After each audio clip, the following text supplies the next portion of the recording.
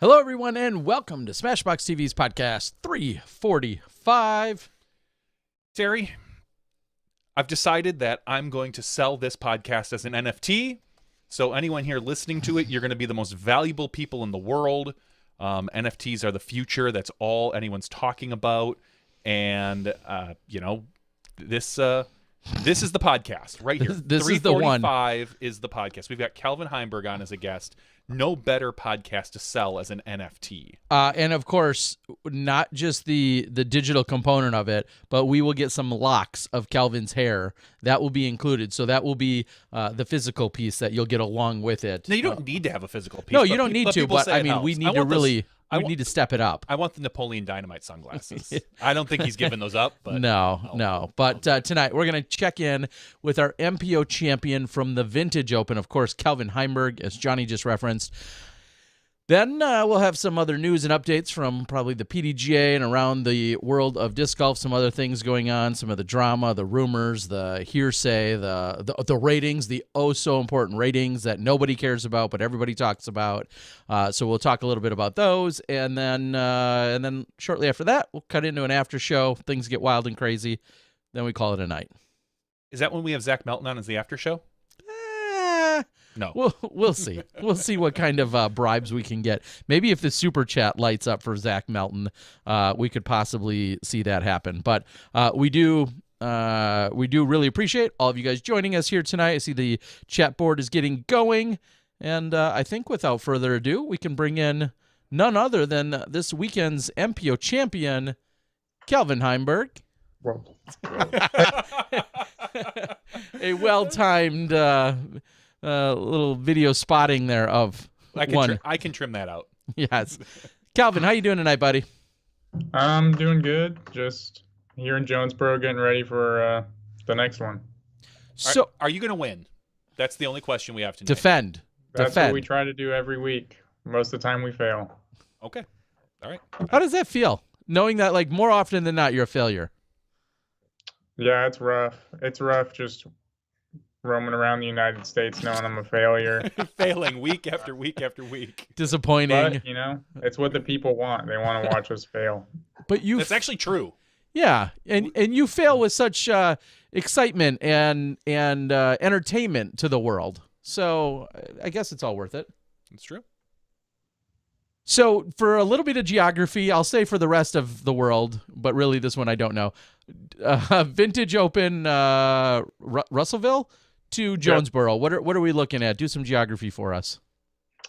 Jonesboro is northeast Arkansas. Russellville is like north Arkansas, but it's like north central Arkansas. So it's a few hours.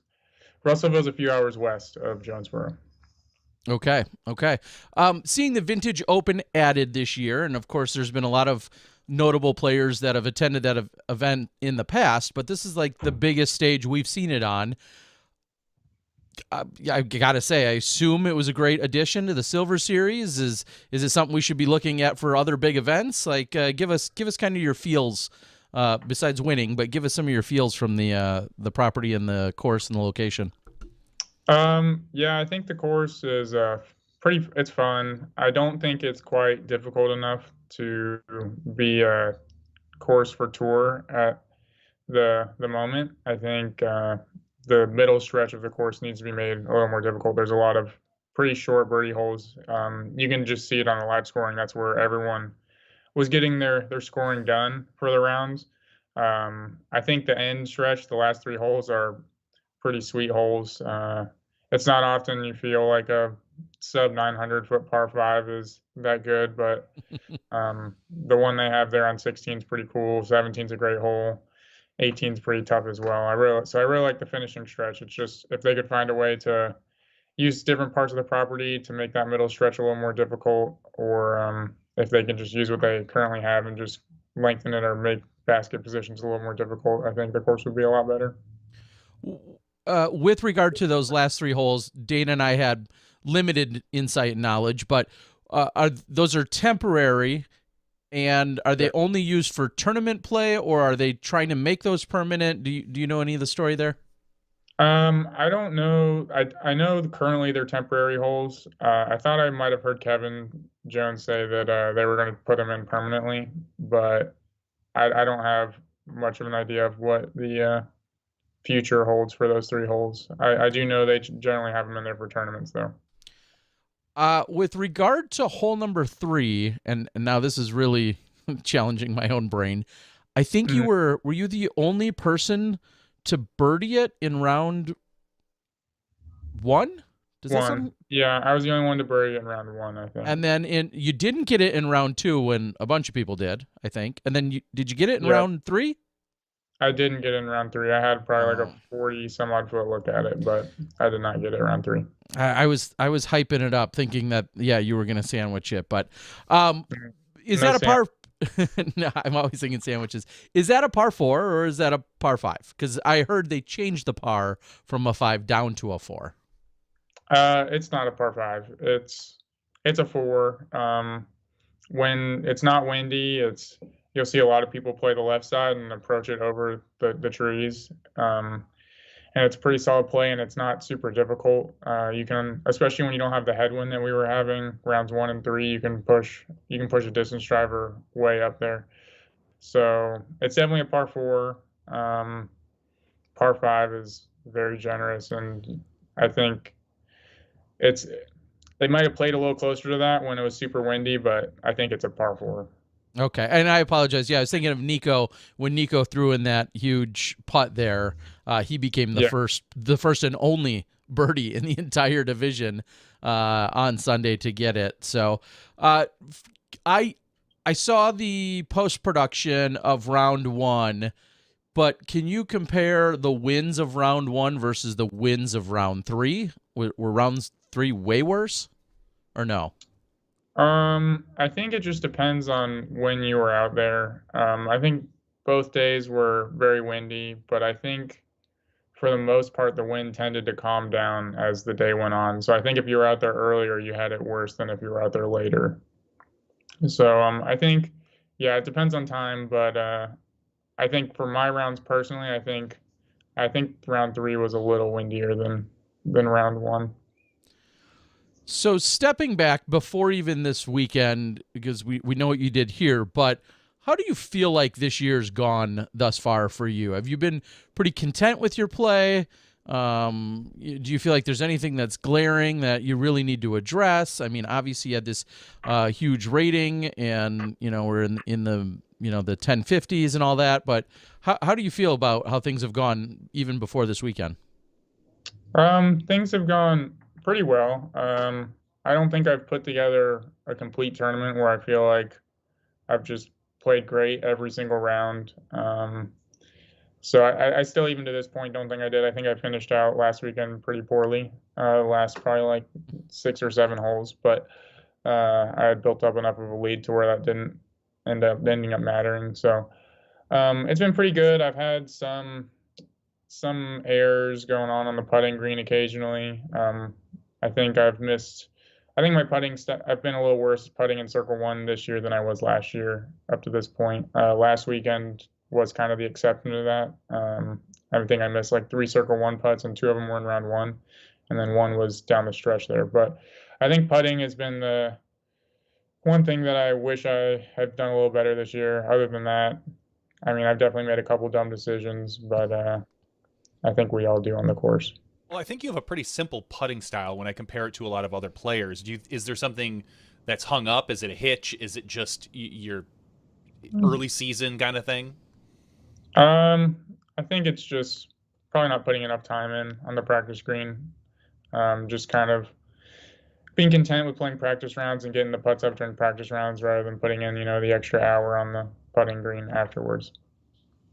You've also been enjoying some scenery and nature and other parts of the country. What else, as you've been traveling around, what have you been taking in case someone's not following your Instagram or maybe Madison's Instagram? But what else? What have you been taking in? Well, the week before Vintage, I was up at the Buffalo National River and I did some hiking and floating there. Other than that, I had a week off between Vegas and Waco, and I kind of slowly meandered my way, did some camping and did some rock hunting, and I mean, I was a little bit of everywhere. I went down through Joshua Tree and went to some cliff dwellings, and I forget what city, and then just did some rock hunting and hiking in some other places. But um, yeah, it hasn't been a ton of, I guess, off time. I guess it's a decent amount. I've had 2 weeks so far this season, 2 weeks on 5 tournament weeks, so that's not anything to complain about. But yeah, I mean, just getting on the rivers, doing some floats. I got a couple inflatable kayaks in the back of my car, and just getting in some hiking whenever I can. Is this probably one of the nicest stretches for that type of stuff on during the season, or is there a better? I know a lot of people really love the Portland stretch because it's a gorgeous area and we're kind of surrounded by a couple of nice rivers that everyone floats down. But which do you prefer? This area, Portland? Are you more of an East Coast guy? I mean, I haven't had the inflatable kayaks for too long, but yeah, Arkansas has a bunch of really great rivers to float.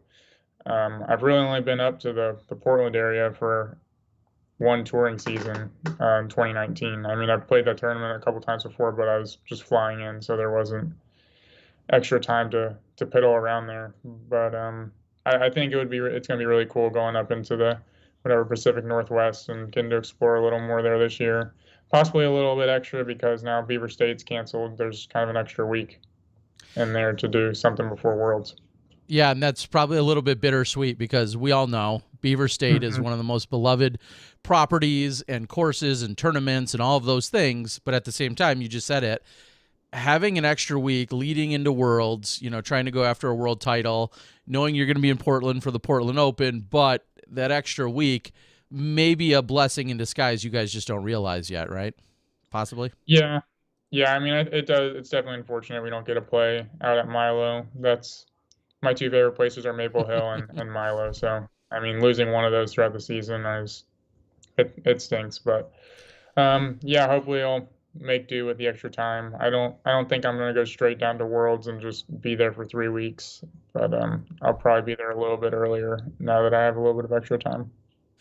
So whether it's during that extra time or just at the beginning of the season, at any point have you created a wish list or a bucket list of any kind or a must do or hey, I want to hit this place sometime in the next 2 or 3 touring seasons? Do you have any kind of list where you're checking things off?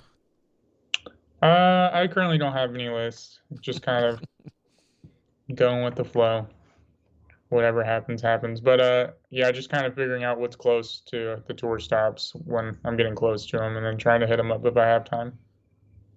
Do you feel like you should have some kind of formal review and or blog or vlog or something like that with your adventures?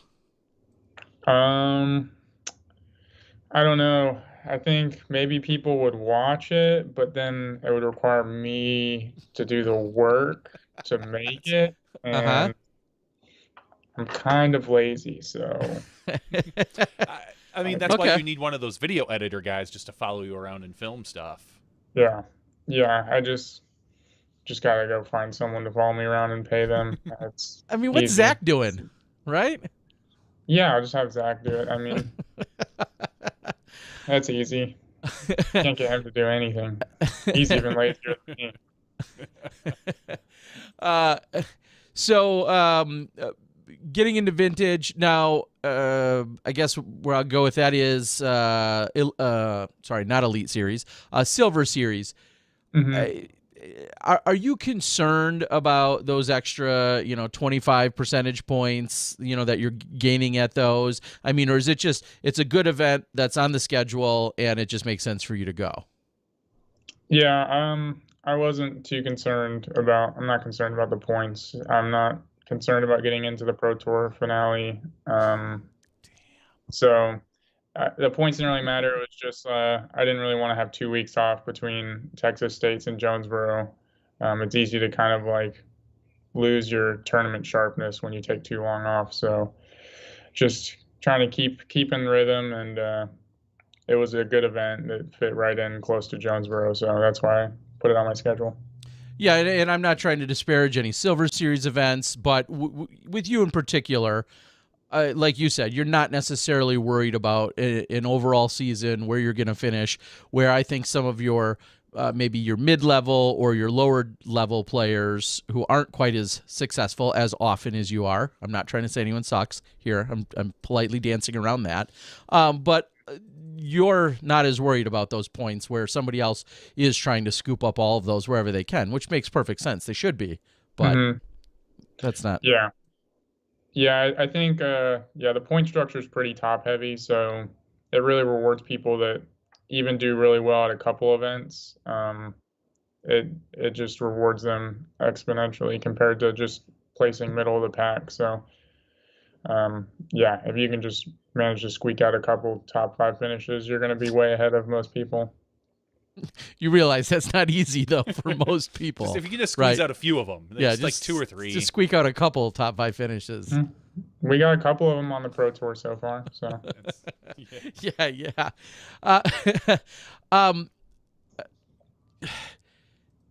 How much do ratings really matter? I have to, because you were one of the top in the world. Clearly, in that 1050 category, there is something when I think you're the best in the world. And let me be, I've fully admitted all these years, I'm a big fan. I'm great with ratings. I don't have the beef that others claim to have, so I don't personally have a problem. But do they mean anything to you, whether you're the top-rated player in the world or not? No. I think that there's a point where they matter, but that's typically people that are trying to get sponsored and get noticed. And I think it's an easy way for sponsors to kind of see how people are competing against the field. But in the end, at this point, I'm just coming out here and trying to win. So rating doesn't matter. It's not affecting whether or not I think I can win or not. I've already proved to myself that I can win. So that number doesn't really matter. It is an indicator of how you have been playing relative to the rest of the field. And we're pretty much playing against the same people week in, week out. So it's a pretty good indicator of how you're playing against your peers. So I think it does a good job at that, but does it really matter? No. Like I don't think that I have any less of a chance of beating Paul or Ricky because they're rated higher than me. Yeah, I totally agree with everything you said, and I guess maybe I'd the follow-up would be, 1,000 used to be such a benchmark, and this is many years ago, but it was a benchmark. It's still a benchmark in terms of a person's milestone or career, but it used to be a benchmark, I feel like, for sponsorship. Like, it was just widely said, like, oh, if you're not 1,000, Innova, for instance, doesn't even look at you. And that was true, I think, for many years, whether it was explicitly said or just hinted at. And now I feel like clearly they matter in the sense that if you're 10-10, well, that doesn't carry the same weight it did, 8 or 10 years ago. And now 10-20 versus 10-50, 10-20 could win a tournament any given weekend. But to me, there is still a significant jump between a 10-20 rated player and a 10-50 rated player. I mean, in the end, it's like, what, 4 strokes? Yeah, 3, 4. Around. Yeah. So, I mean, on average, 4 strokes around, that's a pretty tough gap to overcome. But obviously, if you're 10-20, you're capable of shooting that 10-60 plus average that it needs to. It's just putting it all together one weekend is less likely for you. Is it crazy to see events, and maybe you can speak to the competitiveness when a few weeks ago, Belton, for instance, Wysocki, or was it Macbeth, that averaged 1080 golf and still lost, or 1070 plus golf and still lost to Ricky? Does that say something about the competitiveness of some of the fields here week in and week out? Yeah, and there are also some courses that just at the top when you're playing well tend to just rate better, and both of them played great, and then the rest of us, we played decent. But I mean, there was a pretty big drop off between the field and Paul and Ricky at Belton. So it wasn't really that surprising to see whatever their averages were, 1070, 1080, and one losing. I mean, they were leaps and bounds ahead of the rest of us. All right, so 2-part question. One, are you the smartest guy on the tour? No. Doubtful. Okay. All right. I would put you way up there. So there's my answer to that. But the follow-up then is, how would you, if at all, how would you either revamp or reanalyze or look at the ratings and how they're done? What would you change? What would you look to either improve upon or add or subtract?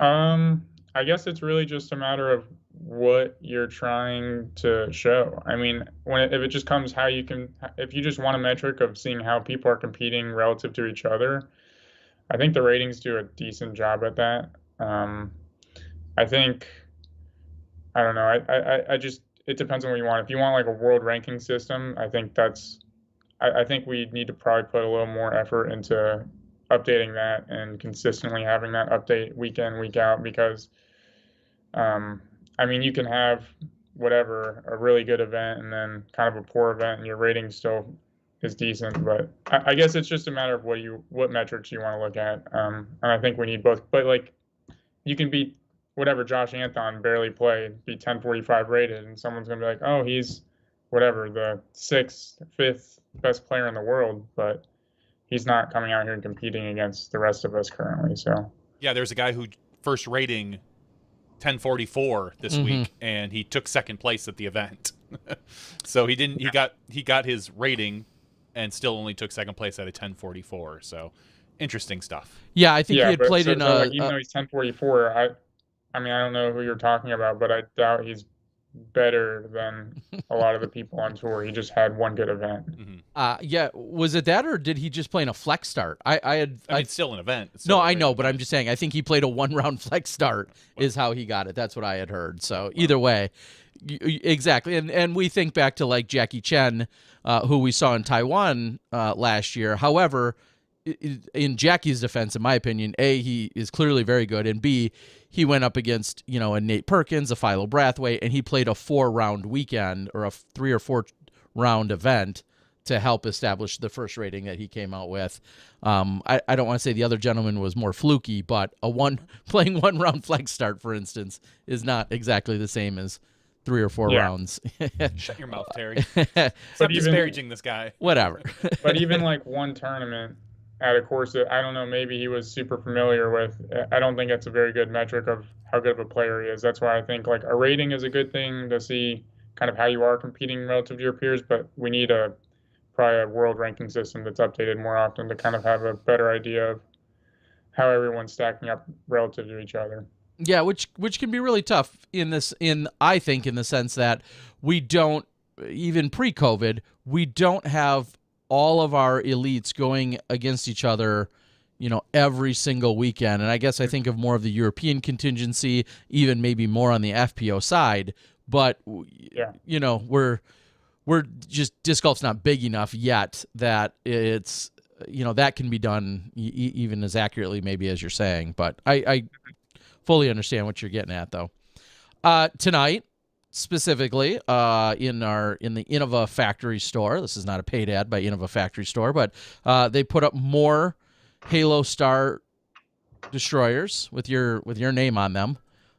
Sold out very quickly. That's great. Why didn't you tell me? I would have bought one. Because by the time I saw it, they were already sold out. Is that one of the easiest ways for people to support you? And are there constantly things in the works with Innova? And what are some of the things? Because I feel like you have a slightly different approach to your sponsorship than maybe some of the other players. What is that kind of? How does your sponsorship look in some of those obligations and give and take with them? Yeah, I mean, that's the easiest way to support me, either purchasing a signature disc through Innova or through Millennium. My name's on the Draco with Millennium, and then the Halo Destroyer this year with Innova. And there is more stuff in the works with Innova, but purchasing anything with my name on it is a huge help, and it all adds up. So those are the easiest ways. But also, I mean, I get a little bit of help from Grip, and I mean, I don't really get any kickbacks directly, but gotta support them too because they're supporting me on the road. Well, I'm sure people could just like PayPal you or Venmo you, right? Yeah, I mean, that'd be kind of weird though. I feel like I'd feel kind of awkward just taking money for free. uh, when you're out on tour, I think it's kind of rare. You guys aren't normally like hotel guys. Is that a fair statement? Are you guys more Airbnbs and then also staying with people? Is that kind of the way you usually go? Yeah, that's pretty accurate. It just depends on the location and who's going to be at the event and just how everything plans out. Sometimes sponsors have houses or whatever for their players, so it varies. But typically, yeah, Airbnbs are nice because it's a little easier to cook, and then sometimes you happen to have a close friend in the town, and that's always nice too because you can also cook. Having a kitchen is always nice. Yeah, I feel like it was maybe Waco a few weeks ago. Madison was going to help with some commentary, but it was her job to cook maybe that night. And then were you there too, or did you have to cook one of the nights? That was Yep. okay. I was there at that Airbnb. Yeah, I don't know what night you're talking about, but yeah, I did cook one night, and she had cooked another night, and then Erica cooked a night. So Yeah, and I just think I guess what I was getting is that's great that, like you just said, you have that opportunity, and then you guys divvy it up and take on the responsibilities in whatever way. Mhm. What would be the perfect weekend setting for you? I mean, if money wasn't an object, would it still be like a house or an Airbnb, and then there's just a team paid for chef that's there? Like, what would be kind of the perfect, what would be the perfect weekend scenario for you? Yeah, I mean, nice Airbnb. Hopefully it has like a pool or a hot tub. That's always sweet. Okay. Then yeah, if there's someone there to cook and I don't have to cook at all, I mean, I don't mind cooking, but if I didn't have to do it, I just get to enjoy good food. That's even better. So I think that's pretty much ideal. How Maybe many? put the house on a river too. Okay. Okay. Or a Not lake. like a river A boat, lake is like but a tier below a river, but we could take a lake too. okay. I mean, I'm just making notes for when we need to set you up Yeah. with the Smashbox Maybe house. if we're like on the coast, maybe we get some ocean or get a beach. That could be sweet. Remind me of home a little bit. Yeah, I was just gonna say, would you want an East Coast or West Coast? With the sun rising and all that other stuff, and you're already a Florida guy, so yeah. Which way do you want the sun? I mean, you want the sunset or the sun? That's a tough one. I think that just depends on my mood, but And then maybe final random question about this is how many people would you take all of those things alone? Would you want 2 or 4 or 8 friends? Like how many people? What's like the ideal number? And if you want to call out those individuals by name, you can. But what's the ideal number of people? Definitely can't do that. But I would say I don't know. I want some friends there. Probably anywhere. Depends on how big the house is, but I don't know. It's 3 your to choice. 6. Your choice. 3 to 6 is probably ideal. Okay.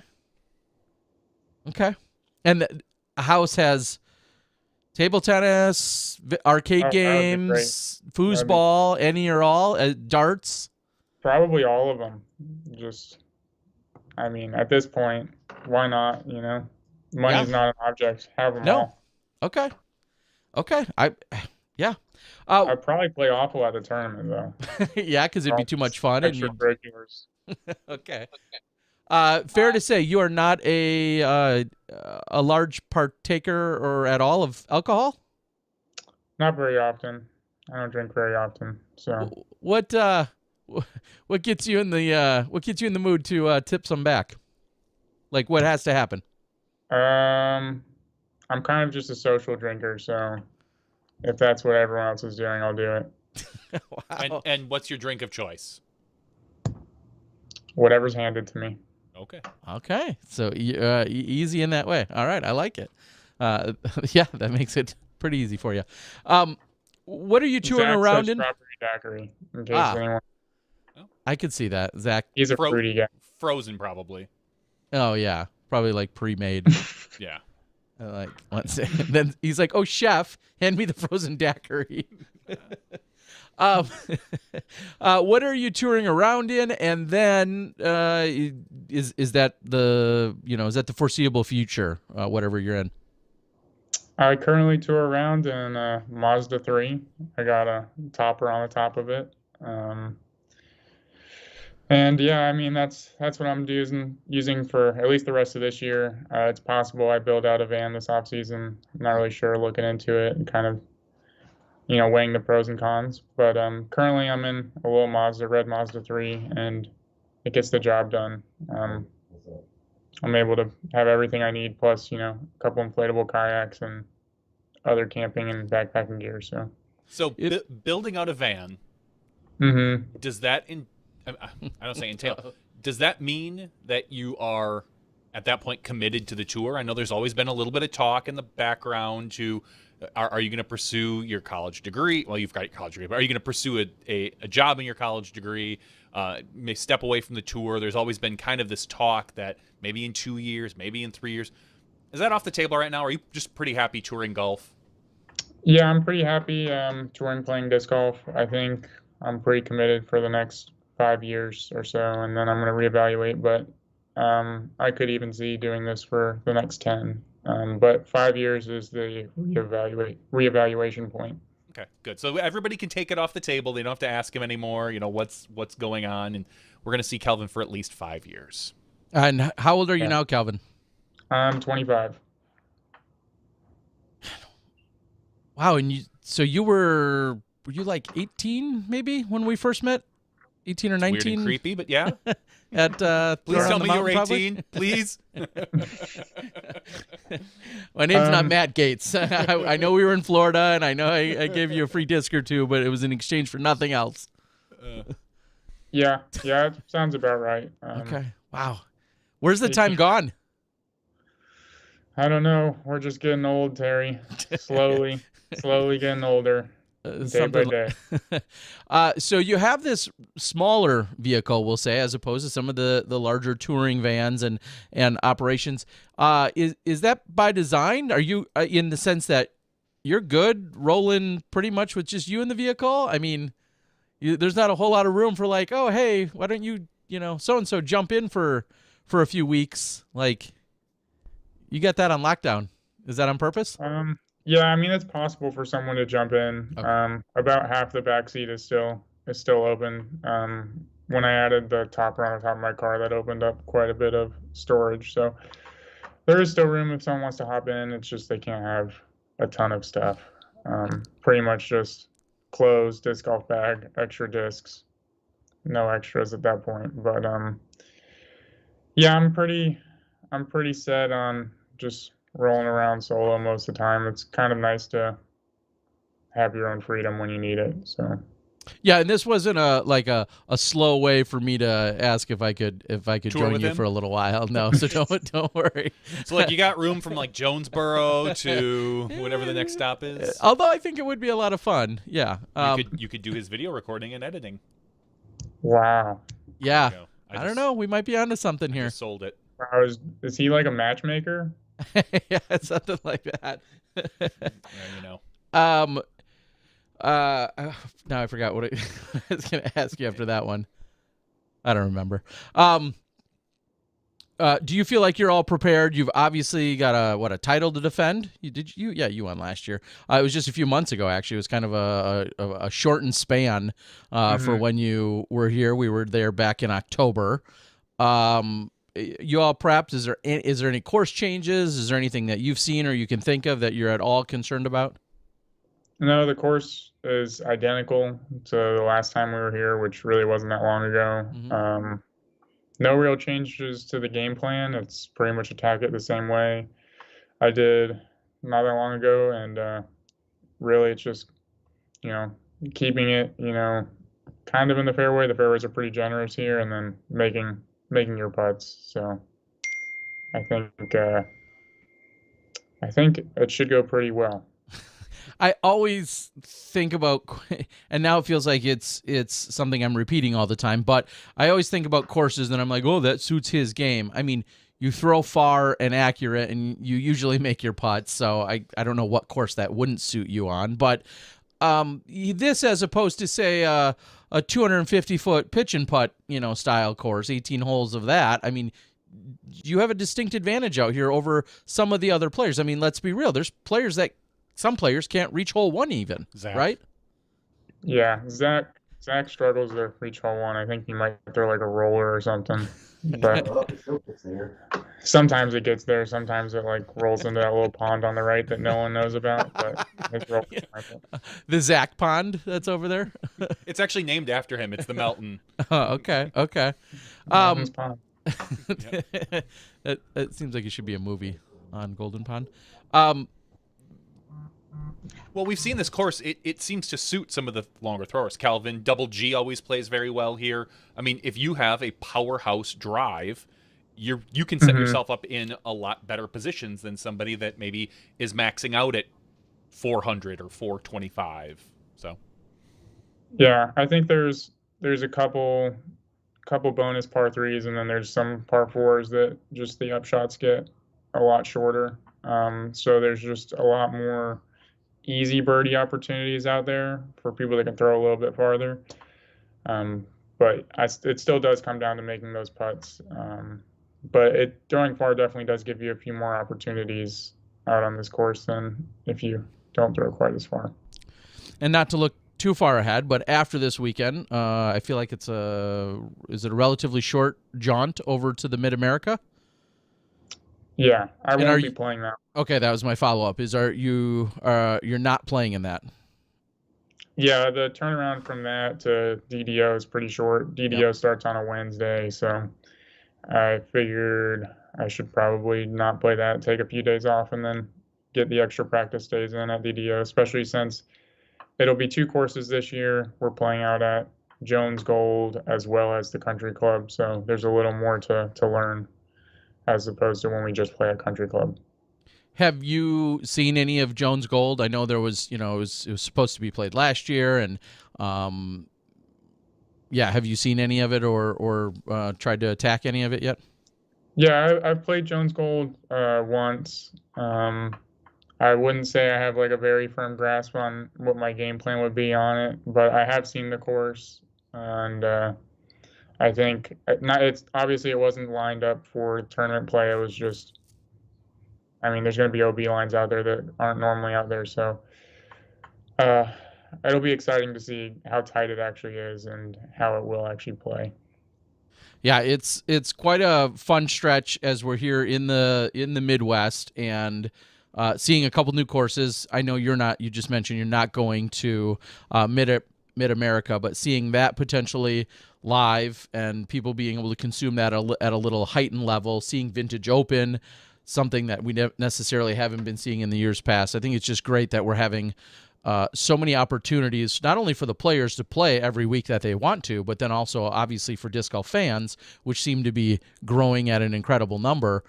And maybe this is answered by you talking about taking weeks off, but there's more than enough golf for you to play, more than enough opportunities. Is that a fair way to put it? Is this the viable tour that we have been striving for the last 20 or 30 years? Yeah, there's more than enough golf. I mean, you can play every weekend if you want to. I personally am not playing every weekend. I think it's good to take some breaks mentally and physically, but yeah, there's more than enough tournaments, especially just like Elite Series, majors, and then if you add the Silver Series, there's 20 plus events already. So there's more than enough golf to go. Well, and you said you're lazy, so. Yeah, and I'm lazy, so we got to get our vacation days in there. Yes. And then on top of that, add all the events, but lately I've seen you on a lot of, we'll say, extracurricular videos. You've been doing a lot of the skins matches, the OTB stuff. Are you doing that? You're doing that before the event? Are you practicing? Is that you're using that as practice, or are you using that to honestly, hopefully pick up a couple $100 more bucks? Like, what's your purpose behind doing that? Maybe more of a brand, of the Kelvin brand, as we're so fond of seeing? Yeah, I mean, as far as the OTB skins go, I mean, I pretty much play anytime they offer me to play. I don't think it's practice, but it's a good time. You kind of get freedom to just jab people with words in ways you wouldn't normally get to. So, it's a kind of a different style of golf, but it's a good time with the other people that are playing. So, and it is a chance to make a little bit of extra money, but it's just a good way to kind of get around in and be a little more laid back. So speaking of jabs, when you woke up this morning, was it your roommate that informed you of the new rating situation or no? No. My roommate didn't. He wasn't awake until like Okay. I don't even know when, like 10:30. So he's Jeez. real lazy. I don't know. I honestly don't know when exactly he woke up, but I wouldn't be surprised if it was later. And did that mean anything to you? I'm sorry, we're going back to it. Did it mean anything to you? No, it didn't. Never mind. That's a dumb question. Not really. Yeah. Okay, we're over that. All right, Calvin. Do you have anything else we should know about? I don't know. I feel like you normally know everything. So, like, is there anything Is there anything Calvin needs to know about? Is there anything I need to know about, or anything you're gonna probe out of me, or something? Like, I don't know. You are going to be on the course this weekend, Terry, right? You are scheduled to be. Oh no. Yeah. So the fans and everyone at home is expecting one of the classic Terry Calvin interviews.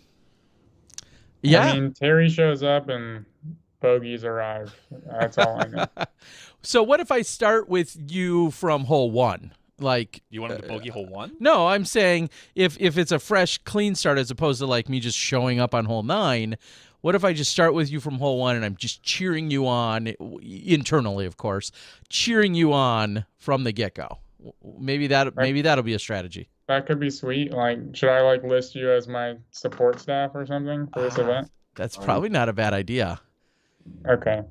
Yeah, I'll get that in there. Just for support staff with the disc golf guy, and then in parentheses internally.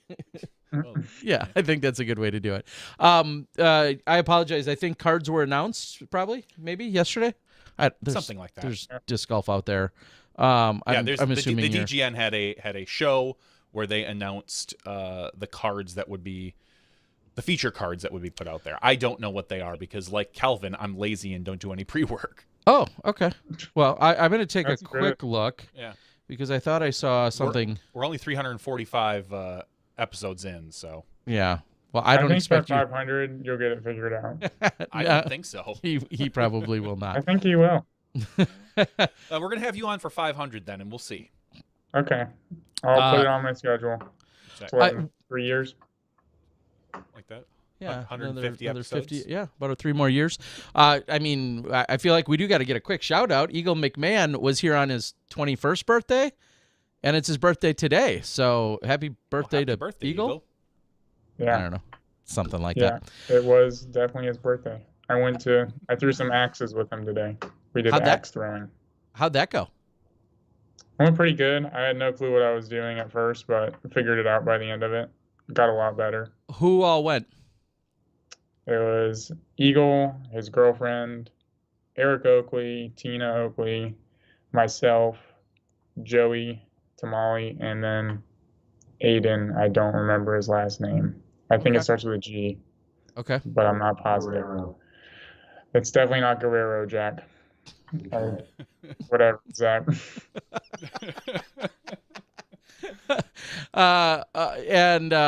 Okay. Who is? Wow. Then out of that group, who was the best? Were you the best by the end of the night?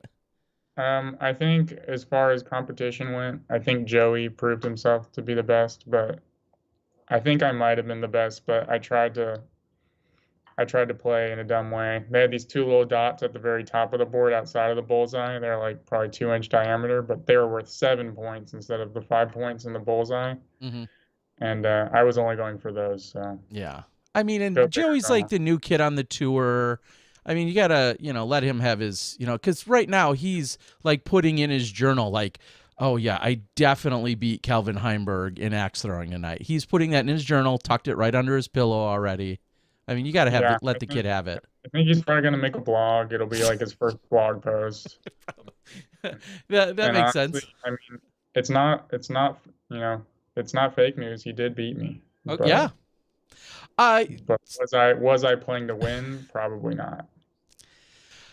So, speaking of journals, if you were to have logged a journal, Uh-huh. what or if you started one now, or if you went back, I don't know, you do some math here. What would you tell someone? What would you log that you've learned in the last 5 or so years on tour? What do you feel like are some wise words you could pass on? Or there are definitely viewers and listeners right now that are thinking it's so damn cool to tour around. Their dream is to get good enough, or maybe not, or just attempt to get on tour and travel and be in the lifestyle that you and so many others that they see week in and week out. Give us some, words of advice. Speak to them. Well, I haven't been on the road for 5 years, Terry, but Okay. so Close I don't enough. have as much wisdom as you might think I do. I started in the middle of 2018, so like we're not in whatever 2.5, 2023. 3. Okay. But if I were to give advice, I would say make sure you have a good group that you're kind of going out with. Going out alone is a mistake. You need to have a good support group around you. So a group of friends, or find your way into a group of other people traveling is probably the most essential thing, especially because everything isn't always going to go great. So especially when things aren't going great, they'll help pick you up. And do you mean that from your play? Do you mean that from, you're going to get 3 flat tires in a week, like, or you're going to leave your wallet somewhere? Like, in what ways do you feel like that support group is so crucial? I think all those things. I mean, there's always going to be things that go wrong, or you're going to do something stupid, whether it's on the course or off the course. And it's good to know that you have friends there to, help figure out the problems and help bail you out when you need it. So I think, yeah, in all aspects. Okay. Who's the least helpful friend you have? The least helpful friend I have? Yeah. Man, that is a rough question. I know. I don't know if I'm allowed to answer that. Okay. I would say probably not. I It's just probably like, Zach. okay. All right. Actually, it's definitely not Zach. That's where I get all my mail shipped when I need something on the road. Zach, you're great. You're my favorite, Zachy. Nice work. All right, Calvin. I think I'm out of random questions for you. I mean, it's not like I prepare for this, so So you didn't come up with any real hard-hitting, juicy questions for me today. I mean, people want to know, what's your relationship and or your status as maybe or maybe not a hot dog bandit? I am not the hot dog bandit, but even if I was, I wouldn't tell you guys. Yeah, I mean that's But, I mean, obvious. Anyone could be the hot dog bandit. Just go online, purchase an ink pad and that little hot dog stamp, and you can start doing it at your local course. Someone throws in on you, just stamp their disc with a hot dog. Or maybe you're not a hot dog bandit. Maybe you're more into hamburgers or pizza or tacos. Maybe you could be the taco bandit. Yeah. But anyone can do it. I can't say I've done it, but all you guys out there, you guys could be the next sensation. That would be a way to throw everybody off, right? You go out and get essentially an exact replica of the hot dog that's running around, and then you start stamping everywhere, and people would be really confused. Like, but no way. The hot dog bandit got somebody in California the same weekend they got somebody in New Jersey. Yeah. What the hot dog's going on? That might make the hot dog bandit upset, and maybe they'll slip up in their rage of being copycatted. Rage. Yeah. Those copycat hot stampers or something like that. Yeah, I don't think I have anything else for you. I'm gonna save any other fun or awkwardness for when we talk this weekend, which I think is inevitable. Like in the middle of round 3, Yep. hopefully. Yep. Okay, hopefully in the middle of round 3. It's always Yeah. nice. I know if I see Terry in the final round of a tournament, that means I'm doing something right. Yeah, That means exactly. he's following me for a reason. But there probably is a bogey coming. Well, I'm gonna do everything I can to not, even though I have no, that's all on you. I'm gonna do everything I can to hope that doesn't happen, as I am internally being your support person. Okay, thank you. Zach says you're getting soft. I've been soft for a lot of years, unfortunately, yeah, well, but yeah. I do you notice as a player when I'm gonna use Terry as an example, but we have other on-course people, or the cameras show up? Like, obviously you know that they're there, but is it in your head, or at this point are you just so used to cameras that you're like, all right, cool, they're here now? At this point, it's not a big deal. It's happened enough times to where it's not like a surprise, or there's nothing. I don't know. It's not something that's actively crossing my mind. But at first, it was definitely something to get used to. You know, Terry randomly showing up when you're shooting well, and you're like, "Why is this guy doing? What's he doing here?" What's the creeper in the And he's bushes? like, cameras in your face, and you're like, "Oh God, how close is he zoomed in on me?" And all of a sudden, you get 2 bogeys in a row, and you're at, Fox Run, and you were like 7 or 8 down through 8, and then all of a sudden you go bogey, and it's like the World Championships. yeah, I feel like there's a specific case of that happening. No. Yeah, I mean, and the worst part about it is he showed up late. He didn't even get to catch my eagle on camera. No, yeah. Lazy. 3 a par 5 that people just don't even think about threeing. He wasn't even there for that. Well, unless you're James Cole. I mean, we got him doing that once, so. Well, Snappy got it. You didn't get me doing it. I feel like your hair is kind of similar, I think body there's type. A video out there, like it's probably like titled like Calvin Heimburg shoots hot round at first round of Worlds or something, and it literally starts with 2 bogeys. how weird is that? Is that the video I put together? Yeah. Like, yeah, you shoot like shoots like negative. Wasn't it like a -10? Yeah, it's like 10 or 11. I think I was 7 or 8 down through 8 holes, and then you showed up, and I went bogey. Yeah, it's was that kind of your coming out party where everyone really noticed you? Like you got that eagle on Terry's laughing. Like you got that eagle, and it seemed to be like the biggest news of the event. And I maybe I'm wrong, but I don't recall a lot of people talking about you before that. I think. And I could be wrong. I've been around for a long time, so my memory's going. People may have seen me before then. I mean, I was on lead card at Worlds Round 2 in Pittsburgh in 2015, but I wasn't really on tour, so I occasionally made appearances. But I guess so that was 2018 Worlds was at Smugs. Mm-hmm. So, yeah, I mean, it was kind of like that, and then I don't know if Maple Hill was the week following. I made it on lead card final round there. So I guess that time period probably was when people started to see a little more of me. Because I did start touring full time on the road really only like a month before then at Idlewild. Okay. Yeah, so I found it. I linked it in the chat for everybody. It's 2018 Pro Worlds, Kelvin Heimburg, hot round, back 9. Bogey. And then it started with 2 bogeys. How many people made it to hole 11? Or they just watched the guy bogey twice and are like, wow.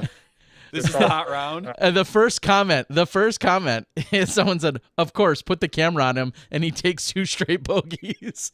Yeah, that's the very first comment. Calvin's mom? No, Simu Wait, Pila. my mom knows how to comment on YouTube. I don't know. So yeah, but yeah, and others -11 with 3 OB strokes. That's insane. Well, good round. It's Calvin getting work done.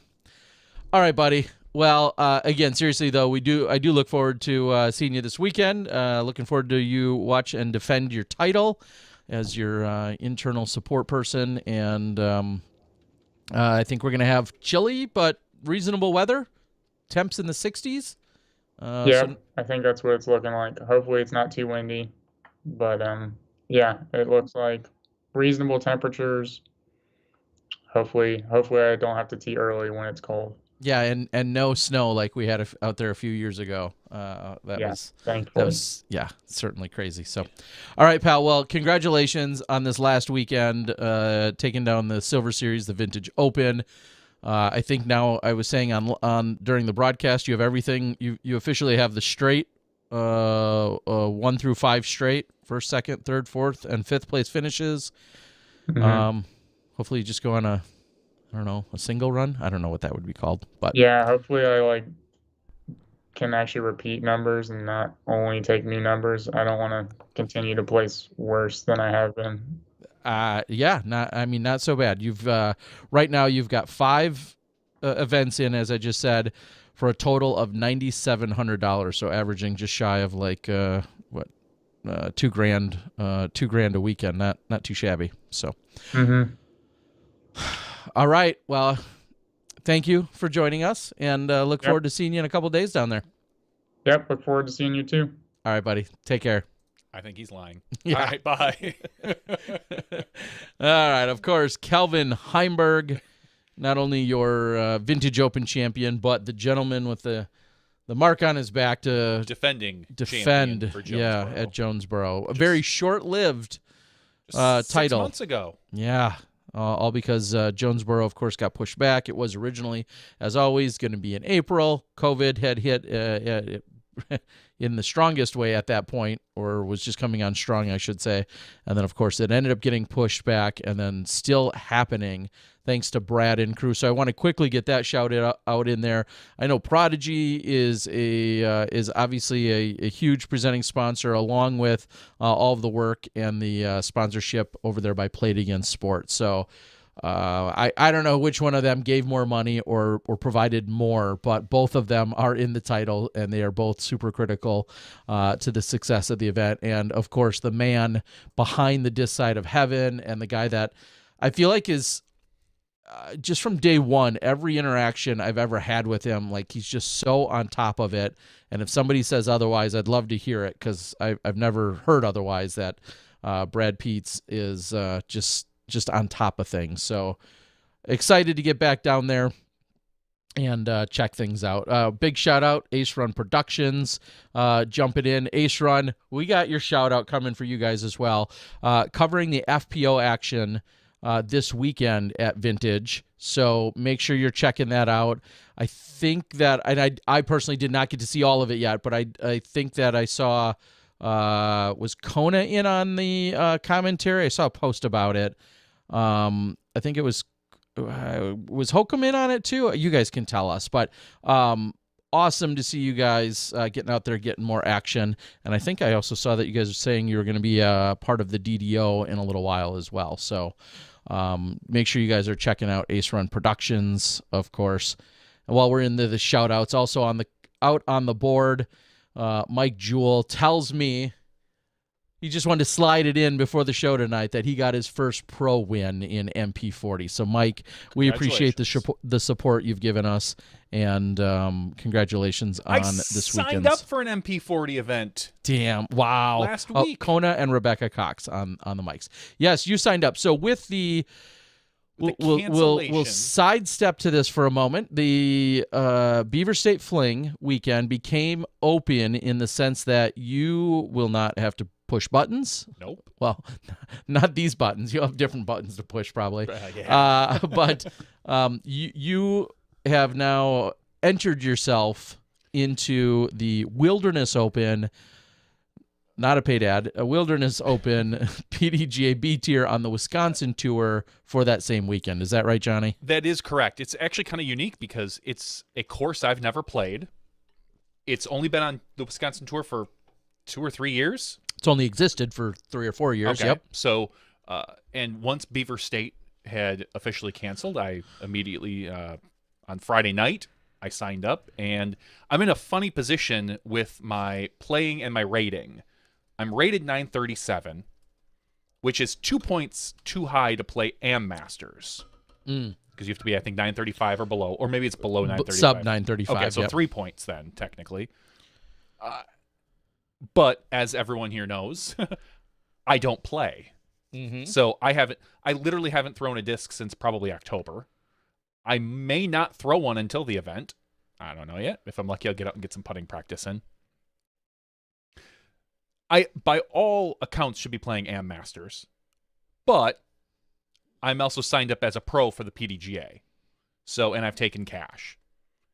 So I cannot sign up for Am Masters due to my rating being just a little You're just rated. too high. You're overrated, Johnny. I am overrated. You're overrated. I'm Officially overrated. So I signed up for Pro Masters, and I have no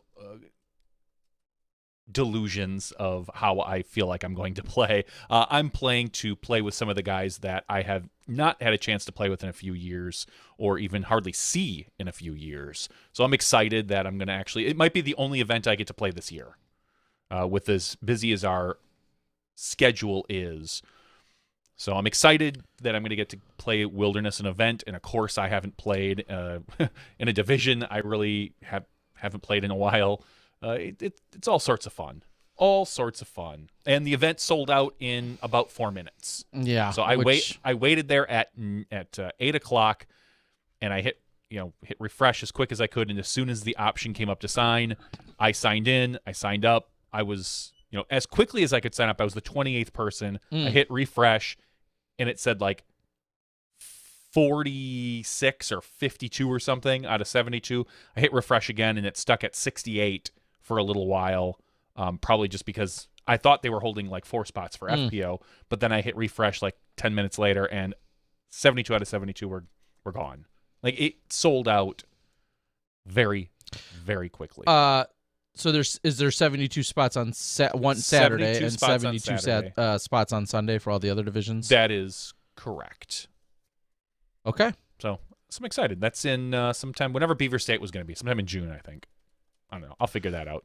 Yeah, I think the first weekend in June. And I think I've already looked at the schedule, and it had excitedly found 1 or 2 other potential events to go out and work, because that's what I was thinking I should probably do, is find another weekend to work instead. And so, yeah, I don't know why, but yeah, we'll probably find some work to do that weekend.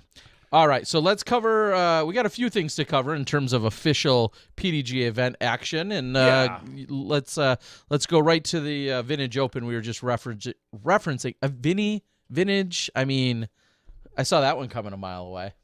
Then how come you didn't root for Gavin? The possible new Vinny, young Vinny now. I'm not Vinny? Gavin's internal support person, though. So. Anyway, Kelvin Heimburg, as we obviously referenced earlier, won this event by 2 strokes, playing a very poor back 5. Still managed to squeak out a win over James Conrad, who shot a 24 under par. They bested Nico by 5, 6, 7 strokes. Nico's at 19. Nathan Queen, right now, looking like the best lefty on tour. So Chris Clemens, time to step up your game. Shot a 17 under par. Adam Hammes and Ricky Wysocki and Matt Bell and Gavin Rathbun all shot 16s. 9th place, Gavin Newsom. Or Raven. Or I'm sorry, Raven Newsom. I was looking at Gavin's name above it. Sorry, Raven Newsom, and then Casey White in 10th place. So congratulations to the top 10 players. Wow, look at the way Casey, Raven, sorry. Well, Raven and Casey. No. I was going to say Casey White, but then I saw just above him Raven also. Look at the way Raven and Casey White both closed out. I mean, we know that the mid section of the course is a little bit easier, but Raven birdied 5 out of the last 6 holes, or 7 out of the last 9, it looks like, to shoot up. He shot up 7 spots overall in that final round, but just such a solid finish. Of course, young superstar that I've seen a little bit of. We've seen at a number of events this year. He's on tour this year with MVP and such. But anyway, it jumped out at me because nobody else played the last 5 or 6 holes as well as he did. So that whole group of players, Gavin Rathbun, Raven Newsom, and Casey White, are all young up-and-coming players. So we've got some exciting years coming up ahead of us. Let's go over to the FPO division and talk about this real quick. Winning, getting a Smashbox bump, Sarah Hokum. No doubts there. She shot 8 under par.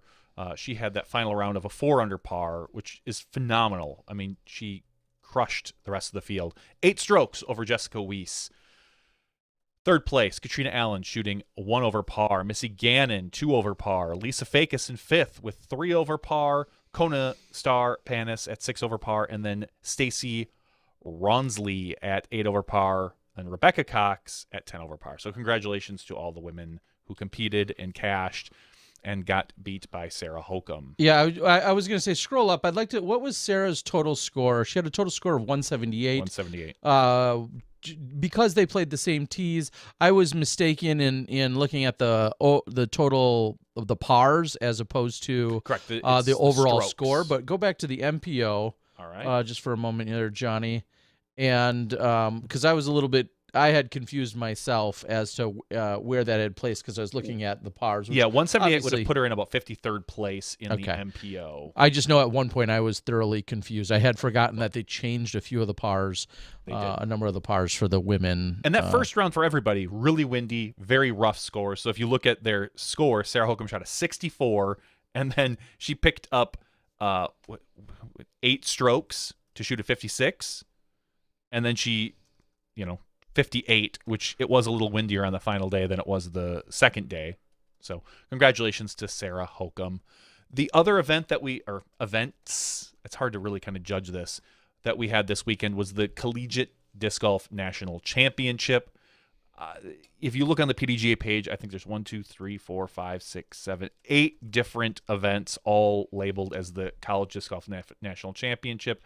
The team event taking home the win in this one was Georgia A, the Georgia A team, winning, shooting. It looks like it was a tie, but obviously they're, marked as first, so I'm going to assume that they won. Georgia A over Missouri Missouri S&T B. So congratulations to Georgia on your win. I don't understand the national championship very well Because you've never taken the time to dive into the correct. I know that they do overall singles, format and they strategy. do a couple different formats, and they combine scores and all this other fun stuff. But you're right, I have not had a chance to I've never really, I don't want to say I've never really cared enough to do about it, but I guess that's kind of the truth. It's a fun event. I think a lot of it could be a really cool thing to watch and see and be there. I don't know necessarily if it would translate that well into video. I mean, go check my coverage, bro. I had it. I know you did some Couple years highlights, whatever. At the individual results, though, in I believe it's advanced, so the men's division, Davis York winning this with a 17 under par, and that must be the amateur men. It doesn't say men in here, but it just says advanced. So again, they break this up into like 1,000 different things, and then there's women's team and women's individual. So the women's individual was Whitney Brown winning this one for Southern Arkansas. And then they have the women's team, and this is the last one I'm going to do, I swear to God, Ferris State. So congratulations. Again, Ferris State. Wow, when I was there, Ferris State won. They're the powerhouse. They're a disc golf powerhouse. Ferris State, of course, they won by 12 strokes. You know where Ferris State is? Nope. Michigan. All right. And to be Ferris, I only learned that once when you were I was there covering. Clearly a great team, I was going to say no surprise that there's a good team coming out of Michigan because of Michigan disc golf, but we're at a point where you could say that about quite a few different states these days because disc golf obviously has grown and is supported at the collegiate level and is played and everything so much more than it used to be.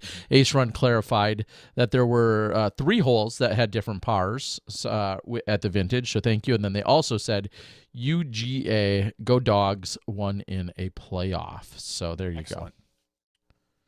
Very cool. That's it for event summary. All right, with the exception, of course, of my event this weekend.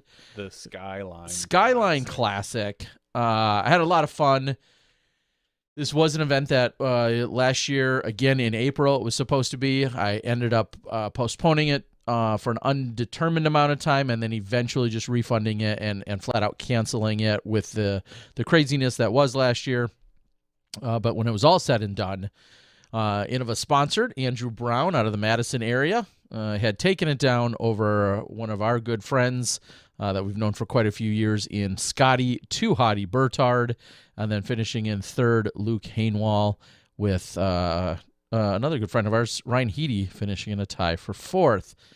Barrett White, interesting to note that 3 of the 4 women that played Open women were actually eligible for Pro Masters, but they said, hey, let's go play Open, so that the 4th person could then compete. And then a Masters age, a world champion, in fact, Barrett White, took it down in FPO. Congratulations to her. Aaron Dallaire bested Steve Held in a playoff for Masters. John Turlap took it down. Don Hunkel and Austin McKay. Awesome. Huge shout out to everyone that came and played Saturday. They were not blessed with with very good weather. The fact was there was pretty much either a moderate to heavy rain pretty much the entire day. Sunday had a forecast of about 90% chance of rain, but yet everything cleared up and it was absolutely gorgeous for Sunday. Yeah, it was a little chilly, but nice and bright and sunny. Yeah, and really nice day out there for all the other divisions that weren't either advanced or a pro division. I told my wife that morning, we were kind of thinking of what we wanted to do that day. And I said, if it was going to be nicer out, like I even told you the night before, I said, if it was going to be nicer out, I'd probably go out, down to Kenosha and hang out with Terry at the event. But I'm like, it's supposed to be kind of maybe a little rainy and cloudy. So instead we were like, well, let's go to an indoor water park. So we went to an indoor water park over by your house. And then as we're driving there, I'm looking around, I'm like, it's like really nice out. I wish I kind of would have gone to Kenosha. Yeah, it was. We had gorgeous conditions down there on Sunday. Huge shout out. He's a smashy and just an all around. He's done camera work for Smashbox. He's done work for the Disc Golf Guy, video blogs.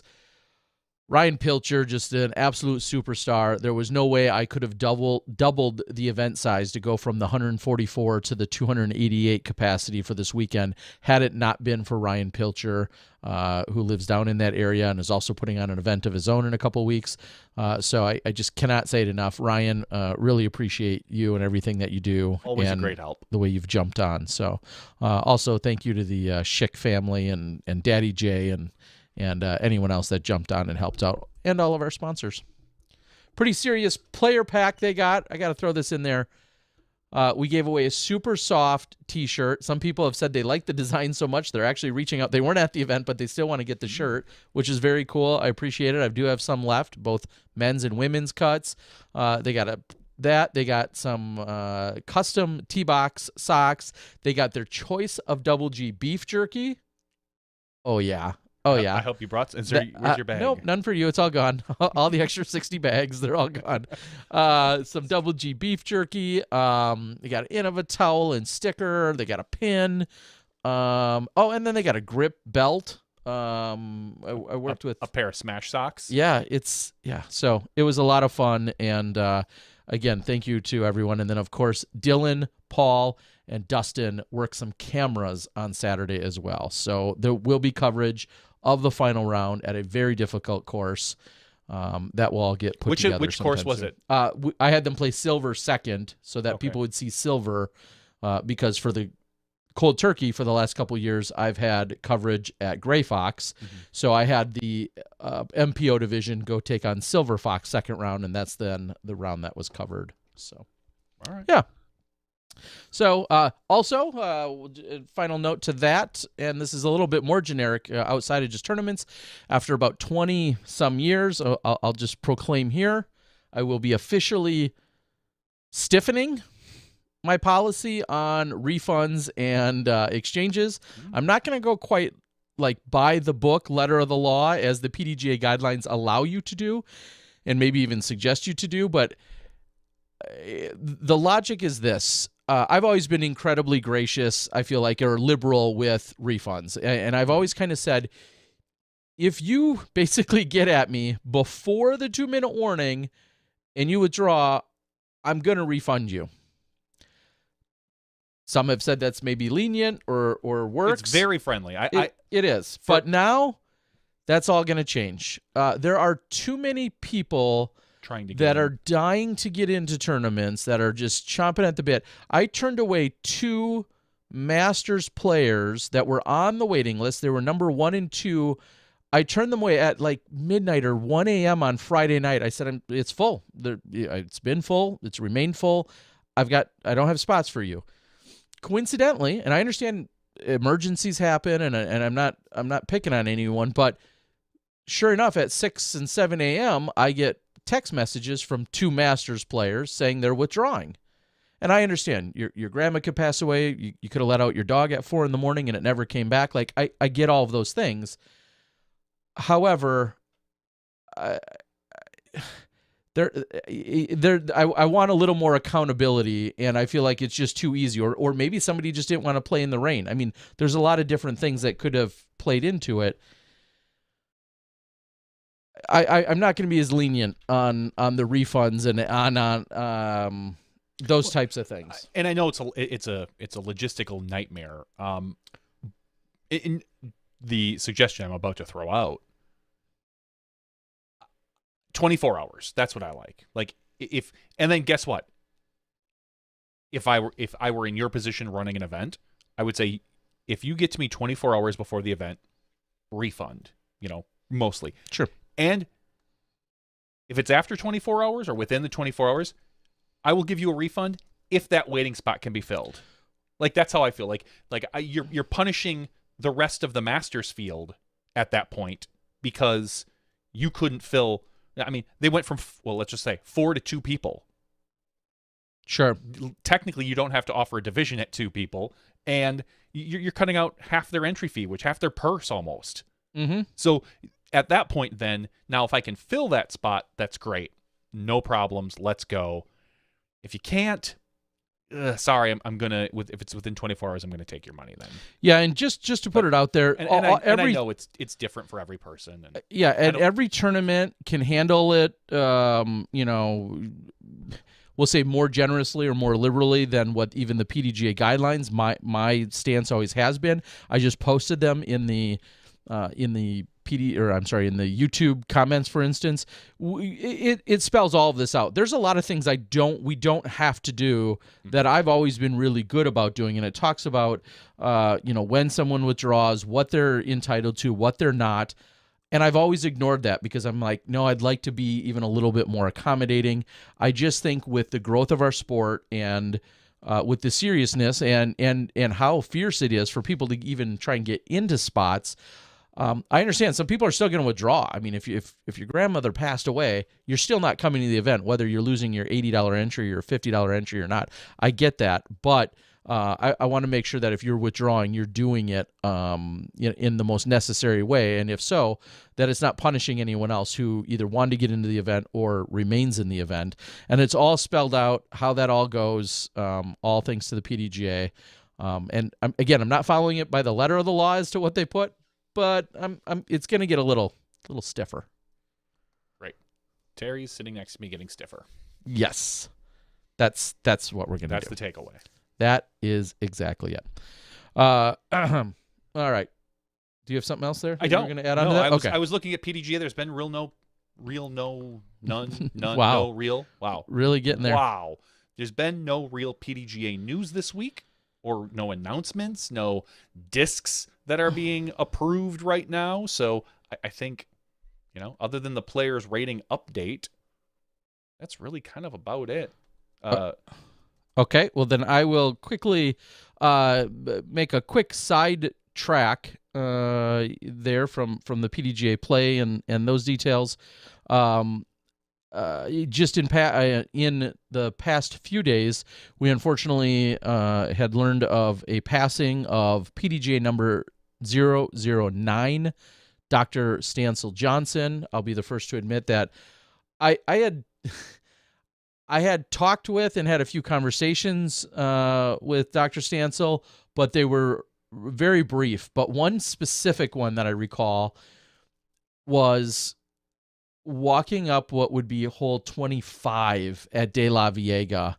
And I believe we were both on the hillside, and I believe it was a Masters Cup. I don't think it was the 2011 Worlds. It might have been a Masters Cup a few years later. And we had a brief conversation and interaction there. I'd seen him at a number of events. But yeah, as I can read here, he was in the Hall of Fame class of 2003. This is, of course, the Disc Golf Hall of Fame. And what I'll read from here is, it says, Dr. Stansel, known as the artist of life and the flying disc, is a pioneer of competitive disc golf. He holds many overall titles dedicated to research. He is a renowned disc golf historian. Stansel authored Frisbee, a practitioner's manual and definitive treatise? Treatise? How can I not pronounce that word? Treatise? I apologize. He penned with eloquence, unlike me, the beauty of flying discs, and then famously quoted, when a ball dreams, it dreams it's a Frisbee. Stephen Winslow saying it's pronounced treatise, and Treatise. it's a written work dealing formally and systematically with a particular subject. Well, far beyond any of my vernacular or expertise here. He was an instructor of a disc golf class at California State University. He is the recipient of the Jim Olson Senior Award. Stansel Johnson will forever be known as a Hall of Fame mentor. So, yeah, and then even today, there was some old video that I was pointed to that I've seen and I own, but it was actually online. The 2003 Pro Worlds in Flagstaff, which you and I were at, and there was a brief cut-in with him. I believe he finished second in the Legends division in 2003, and just absolutely incredible. So, again, PDGA 009 and actively involved with disc golf for so many years. Clearly, there's a lot of our godfathers and our founders and our originators that are involved with disc golf, but not nearly as many of them as someone like a Stansel or a Stork, who has a presence that we're still, have the pleasure of interacting with or dealing with or working with on any given day, week, or month still. But unfortunately, Dr. Stansel passing away in the last few days. So wanted to get that, thank you for all of his contributions, of course. I think it goes far beyond anything that Johnny and I even probably fully grasp or recognize.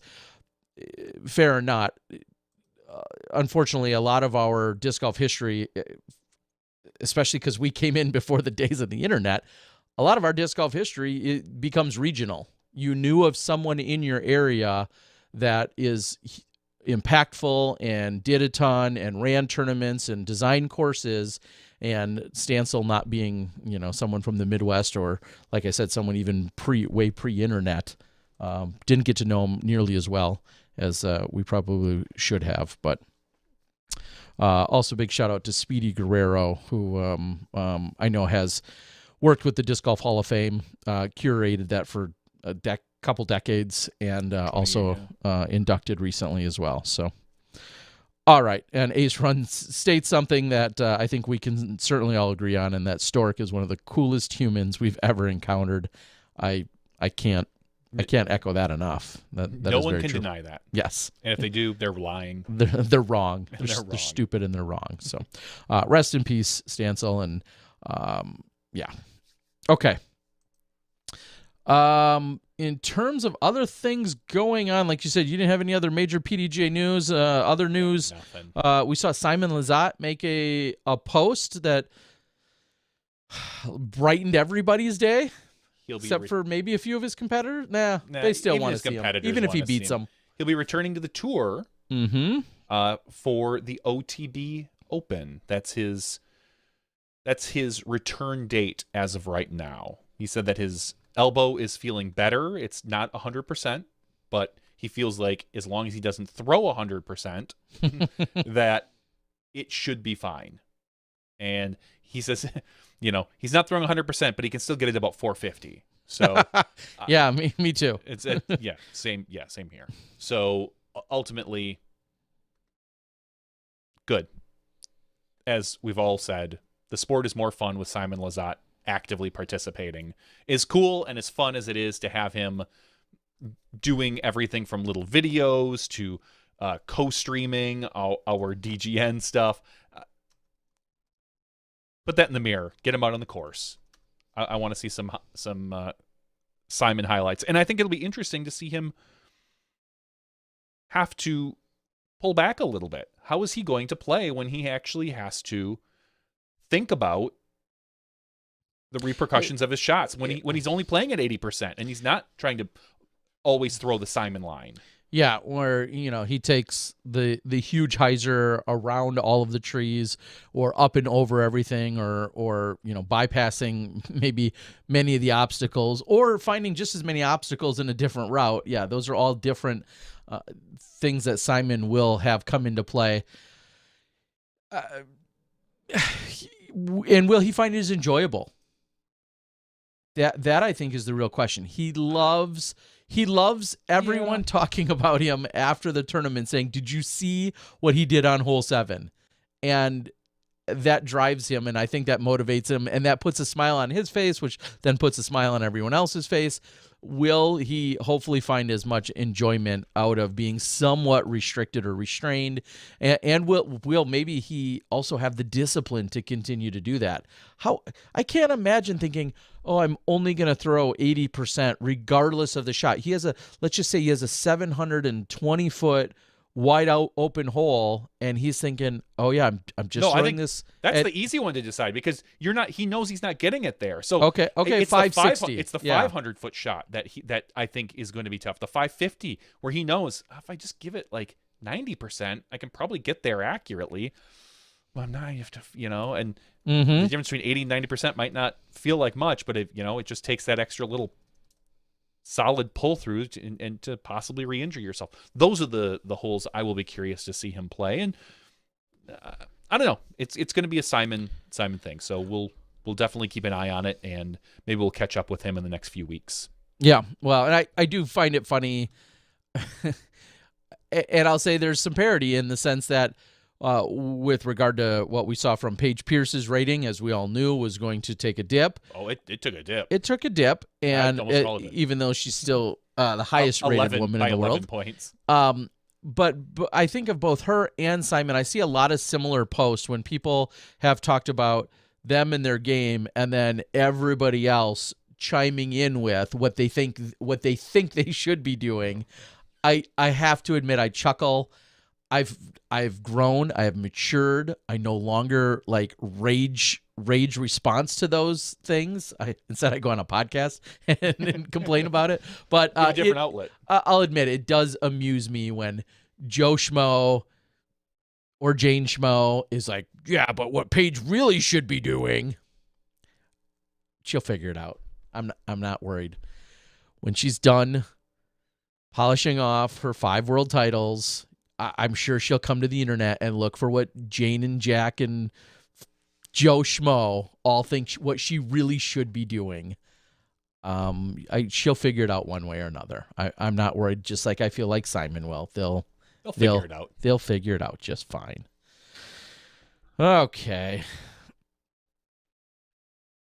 I think we can wrap this up for tonight and go fine. to... I'm sick of you too. Go to an after show. Yeah, the sooner I can get you out of my house, Terry Miller, the better. I do have plenty of driving to do tomorrow. My plan, in case you're planning on stalking me, I'm going to make a pit stop in the Washington, Peoria area tomorrow. Oh, so you're driving down to Arkansas? Oh, don't remind me.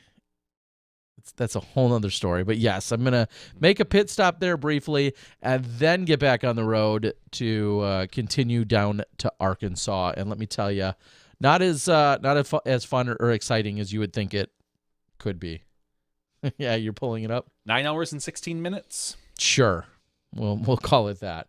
So yeah, that's kind of the game plan. So yeah, I got plenty going on tomorrow. If we drag you through Peoria, 10 hours and 5 minutes. Yeah, adds about 20-30 minutes. That's not the biggest of my problems.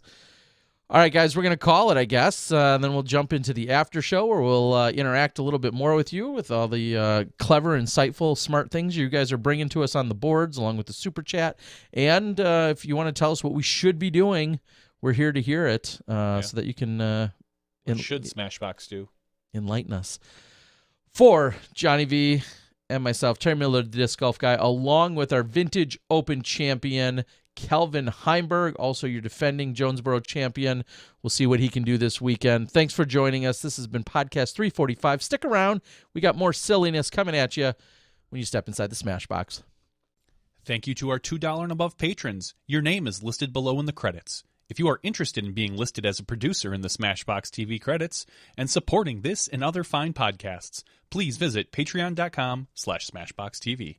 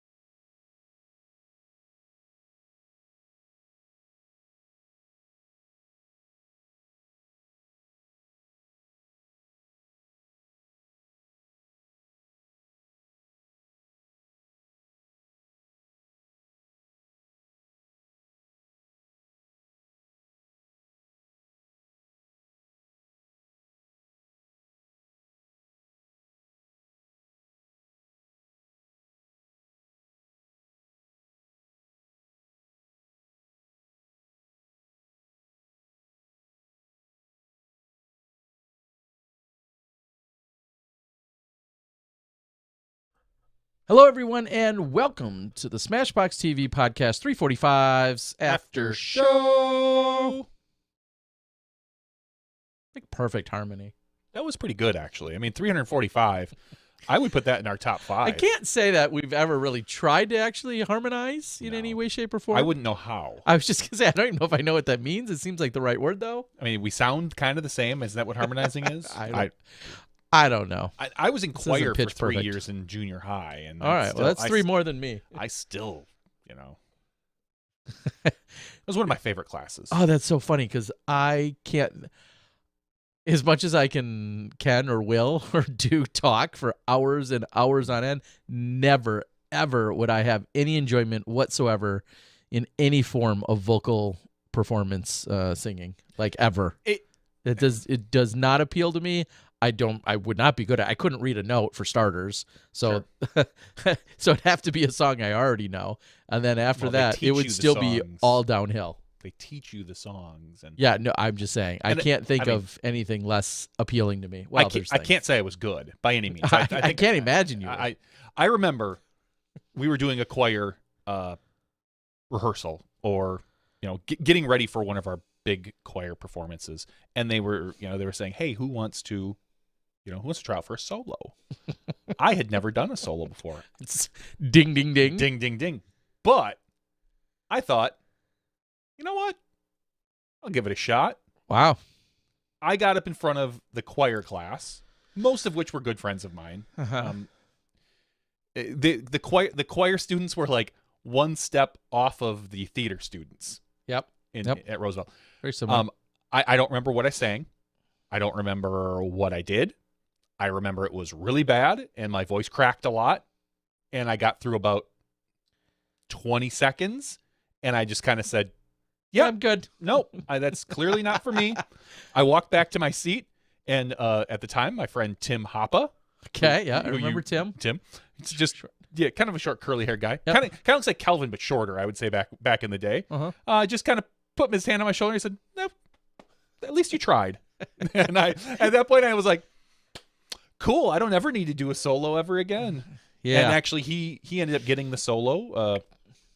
He was just what a slimy little guy. Oh no, he was just trying to sit you down because you were so good. Not at all. And he wanted to be slightly polite but yet condescending to make sure you wouldn't go after his part. Absolutely no? not. That wasn't his slow play there. Nope. No. I think it was probably for everyone's best interest that I didn't do that. I was happy standing in the back, singing along with everybody else, and then occasionally mouthing words for pitches and spots I couldn't hit or keep up with. So, but it was one of the most fun classes because of the people that were in it and the teacher at the time, and just it was kind of a blow-off class in junior high. Yeah, my daughter yesterday told me she's gotten all good grades or whatever, 4s or whatever they're giving out these days. I don't know. In choir, and I was like, and I kind of asked, like, are you good at singing? Because she doesn't seem to go out of her way for it. And then I think, how do you get good or bad grades on that? And is it I think of a like gym class. Yeah, it's a performance. Like, do you show up? Is your attempt? Try? Okay, yeah. You know? Is it your effort? It's your effort and energy. It's not necessarily the result. Correct. Okay. Well, good stuff. All right. So let's see what's also out on the board these days. That's very good. Before we get to that, I will say quickly, and a few people have made mention of it. We appreciate it. We always appreciate the compliments, not so much the the criticisms. No. Big shout out, Holly Finley this weekend. I don't want to say as last minute as possible, but it was an idea that I had, knowing that Holly was actually going to be in town, or should I say in state. She had briefly pulled herself off the tour. She wanted to take care of some stuff at home, and I had reached out to her at one point and said, hey, would you be interested? I said, this is not my decision, but if we run this up the ladder, is this something you're interested in? We had that conversation Friday night, and by Saturday morning, she was in her van driving roughly the 90 minutes from her area, from the Madison area over here to Milwaukee, to then come to our temporary studio setup and then work her what I believe is her first ever fully live broadcast. She's now helped a couple of times. I think back to being at Maple Hill a few years ago when I used to edit together all the FPO footage, and then we would put that in, and that was more of a post/live kind of scenario. She's done a number of post-production commentary gigs with myself and with others. So I knew she had it in her. And I was a little nervous, especially at first. I mean, she had never done it, and I think anytime you bring somebody in, they have, you're never sure what you're going to get. And then she sits down, and I feel like the first hole or two, I think it was just the first hole, she was kind of, I won't say giggly, but she made a couple jokes, and I was like, I don't know if I think it was someone, maybe it was Lisa Fakis, but just shanked a drive right into a tree, and she made kind of I don't say a funny joke because I didn't think it was that funny. It was just an offhanded haha comment, and I was like, uh-oh, this is not going to probably go well. And then literally after that, picked it up, and I thought she did very, very well for the rest of it. I was like, okay, that was just a one thing. Maybe it was early, she was a little nervous, or maybe it came out funny to me. And I thought I was very happy with how she did. Well, I'm quite frankly not surprised that she ended up. I feel like she performed very well. It seemed like by everyone's account online that where it was posted, people liked her, and she was very well received, yes. Which to me wasn't honestly a surprise, again, because of the background I've had with her in doing a number of other things. She really enjoys it herself, which I think is huge. Of course, if you're a little apprehensive and or you just flat out don't like it, it's going to probably be hard to cover that, but she really does enjoy doing it, and just a huge shout out to her. Not only did she step into the role, but she was asked it in a very last moment, kind of just throwing it out there idea that I had the idea, lobbed it out there, we made it happen, and then she was willing to work with us to be able to come over and make it happen. So of course, huge thanks to her. And then, of course, I always enjoy my time with our regular correspondent here in Dana Might-Vichy. Dana had a lot of fun with him as well as we did the MPO coverage. So I'll be the first to admit we don't necessarily get a ton of feedback, especially when it's not on YouTube. Not that YouTube comments are something you really want to take to heart too much anyway, but we don't get a ton of feedback sometimes in the booth. So if there's something that really grinds your gears or something that you feel like could be significantly improved upon, there's always the polite but yet constructive way to share that, and we certainly welcome it. So I know for a fact, myself, Dana, Holly, and probably every other commentator, if there's something that you can give to any or all of us that is truly constructive, that can really make us better, everyone's willing to listen to it and then make their best adjustments to improve upon it if it's something that really needs to be adjusted. So keep that in mind, and I mean that as sincerely as possible. I mean, that's there was a fun, I'm going to bust him out a little bit. There was a funny conversation that we had moments before we went live. I said, guys, one little note is it's very easy for all commentators anywhere on the planet, outside of disc golf or otherwise, to say absolutely. We've talked about this word before, blah, blah, blah. It's my theory is it's a lot of syllables, so you sound smart saying it, and it's an affirmation word. So it's very easy to just say like, or okay, or or it's an agreeable affirmation word. So it's easy to throw around, but it sounds smart because there's so many syllables. So I said, that's just, it's one I've tried to completely get rid of in my conversations and in my work, but I have 10 other crutch words, but that's one I always notice. I notice it with everybody. Everybody's Dana, Holly. I've also shared this with Nate Doss and others. But Dana and Holly, we have it. They say, great. We have this great conversation. First opening line of the entire show, I say something, and Dana goes, absolutely. He laughed. And he didn't do it on purpose? He did not. And he laughed, and then he knew it. It's just one of those funny things that can happen. And again, we all have them. Everybody's got a crutch word or just flat out talks too much or stumbles into things or has other filler words. So today, when I was watching the 2003 World Championships that Speedy had sent me where I saw Dr. Stansel playing, opening line between John Houck and Stork, two of the legends of all time in everything disc golf. Stork sets him up, says something or other. First thing Houck says, absolutely. Again, it's just an easy word. It's not like disc golfers have that problem. It's just a very easy, agreeable word that you confirm or affirm somebody else with when you're talking to them.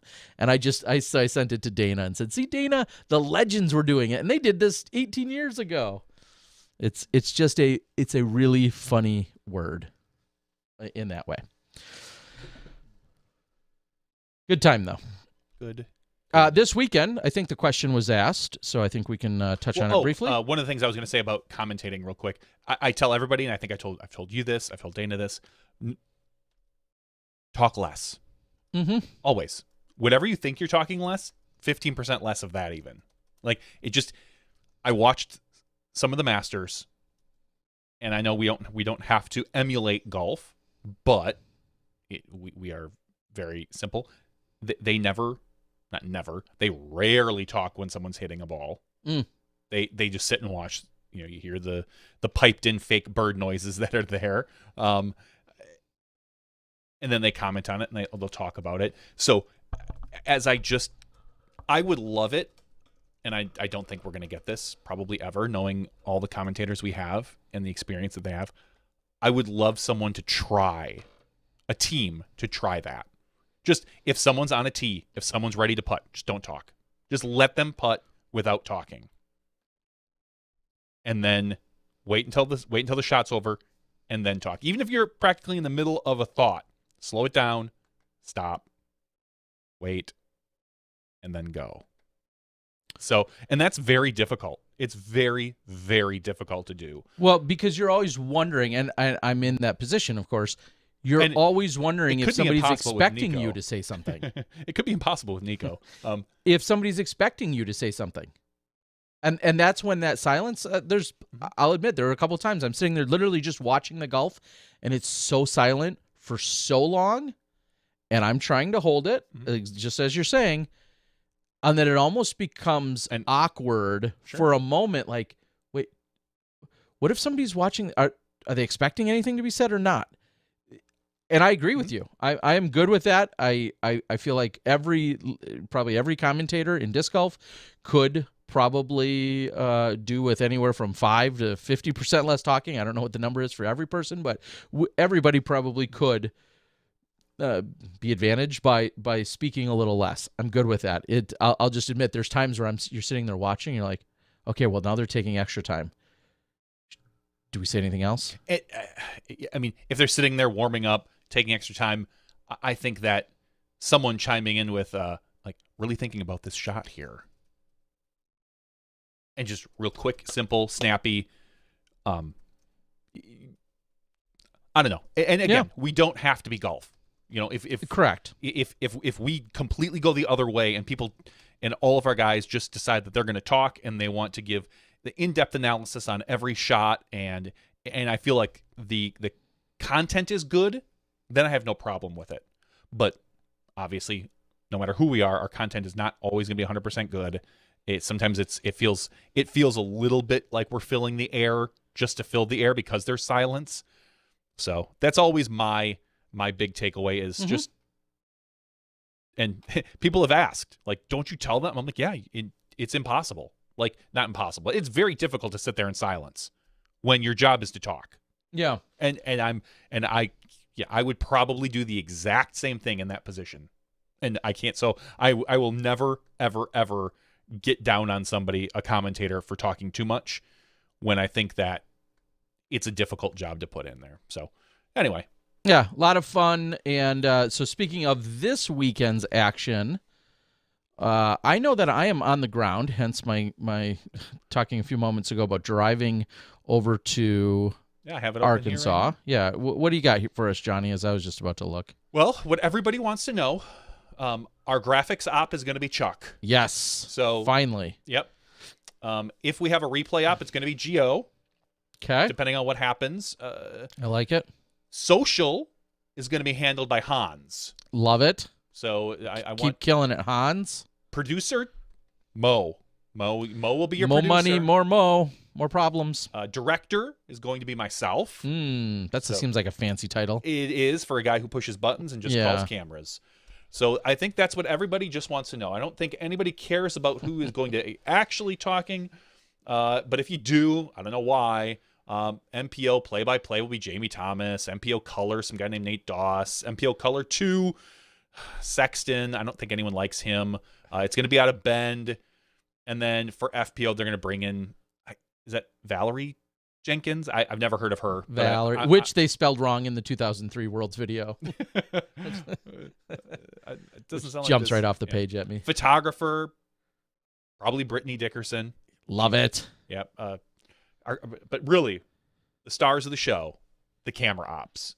Of course. Evan, you're still out there, right, Evan? Evan Shipper, Sam Gaddis, Trent Nichols, Cam Varner, and possibly a fifth if we can get this to work, which will be a new guy who we had last week named Noah Delashaw. So congratulations to our cameramen. Again, they are truly, honestly, they are the stars. All BSing aside, they are the stars. They are the guys walking around trying to keep the disc in frame, taking direction from Johnny V and Mo, and what a job that is, because it's not an easy one, folks. I can promise you that much. So, looking forward to it. Jonesboro action. It will be Friday, Saturday, Sunday. Jonesboro for a few years was a Thursday, Friday, Saturday event, I believe, at least once, maybe one of those iterations, because then they were having wrap-ups on Sunday, maybe. I don't remember, but it's going to be Friday, Saturday, Sunday this weekend, so keep that in mind. All right, let's read anything off the board. Just reliving some glory days of the 99 City of Mobile Championships. Johnny V was in attendance. I was in attendance. Philip was talking about the cast he's going to have and the heavy hitters. I don't know if it ain't 99 with me and Johnny there. I don't know what you're doing. Along with good buddies Dane and PSAT, who finished second in RAC. Where did Pat Sattler, where did he finish? Tied for third in intermediate. Johnny, where were you? Come on. 12th place for yourself. Your PDGA number's not even associated, which is funny because PSAT's his, and his is one digit off of yours. Yeah. I mean, that's kind how of funny. That's how old it is. Come on, Sammy Clark. Those were the days. Rivers, Sherrod taking it down. back in those days. Anyway, if you guys don't know who that is, Go back and look. get caught up. So, Spectators this weekend, Yeah. there was a limited number of spectator passes. I want to say the number was 50, oh, that's pretty but low. don't quote me on that. Maybe it was 250. Or maybe there was two versions. Maybe that's why I'm confusing myself. All I know is they're sold out. That's all that really matters. They're sold out. And some of the proceeds for the actual passes, I believe, are going to go to St. Jude or some great cause is where some of the proceeds are going. So I'm just nailing it with all the details. Quite frankly, I don't need to know those details. Well, nobody first really of all, needs to know yeah, anymore now they're because sold they're out. sold out. Exactly. All you need to know is that the spectator passes are sold out. Yes. That's exactly all you need to know. Are ticks allowed on the course? I believe there might be a few. And I sometimes offer a tick checkpoint or free tick checks. I don't think I'm going to be doing that this year. COVID and there's other legal obligations as to why I can't. But sometimes I have offered free tick checks. But not going to be that booth will be closed this weekend. Usually you just come into a tent I have set up. It's all on the up and up, but no free tick checks by me. I got my second shot yesterday. Can I offer that now? Am I legally allowed to offer that? Yeah, you I probably mean, I think technically I need to wait 2 more weeks, but I don't know. Stay away from me. Ray asks a question that says, why no title sponsor for the Vintage Open? Here is what I will interject from the little piece that I picked up minutes before we went live. So take this all with a block of salt. I was told by Dana that the community largely rallies around this specific event. I think they raised either the 8 or 10 grand, and that it did not come from a title sponsor. Now, the exact reason or logic or premise behind that, I don't know why not. I don't know if they tried and were unsuccessful. I'd highly doubt that. I don't know if they want to keep it brand agnostic for a specific reason of their own, if that sense of community and togetherness and clubness and all those other things are what drive that. I don't know. I cannot tell you as to why, but I was informed moments before we went live that there was not, in fact, a title sponsor. And I'm sure they had lots of sponsorships by individual groups and individuals, and I'm sure a lot of the manufacturers jumped on in some capacity, but as to why there was not specifically a title sponsor, I cannot answer that question. Do you have any idea? Nope. What do you know?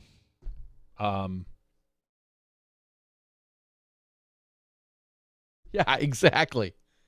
I rescued a kid from drowning this weekend. Oh, was it your own? Nope.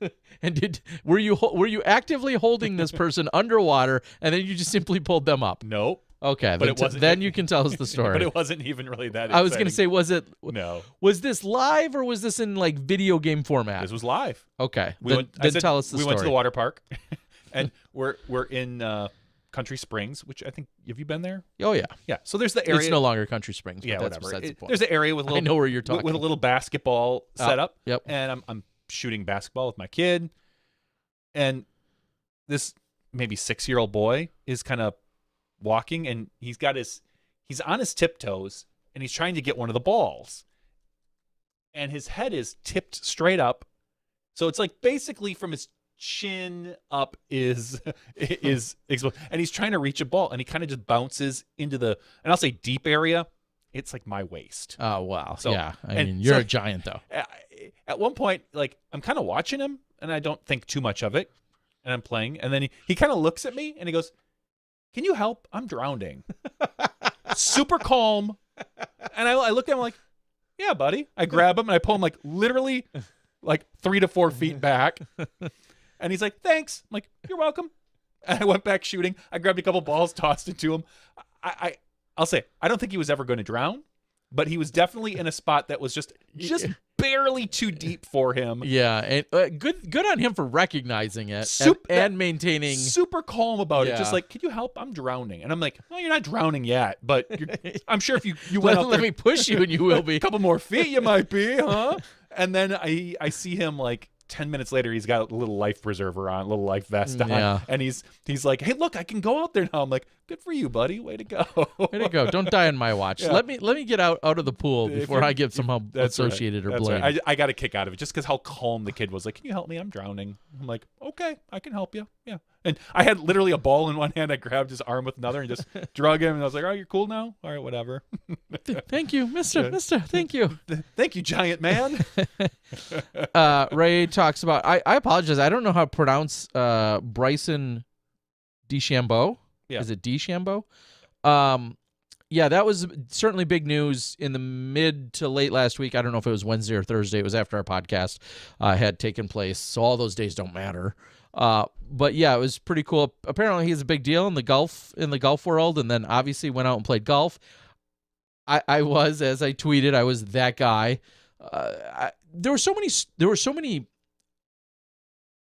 outlets that picked up that story and then phrased it all slightly differently about him going out and playing golf, finding a family or tagging on with another family, a couple kids and a dad to play golf with in Augusta. I think they played Lake Homestead, which was played, of course, in the 2006 Worlds.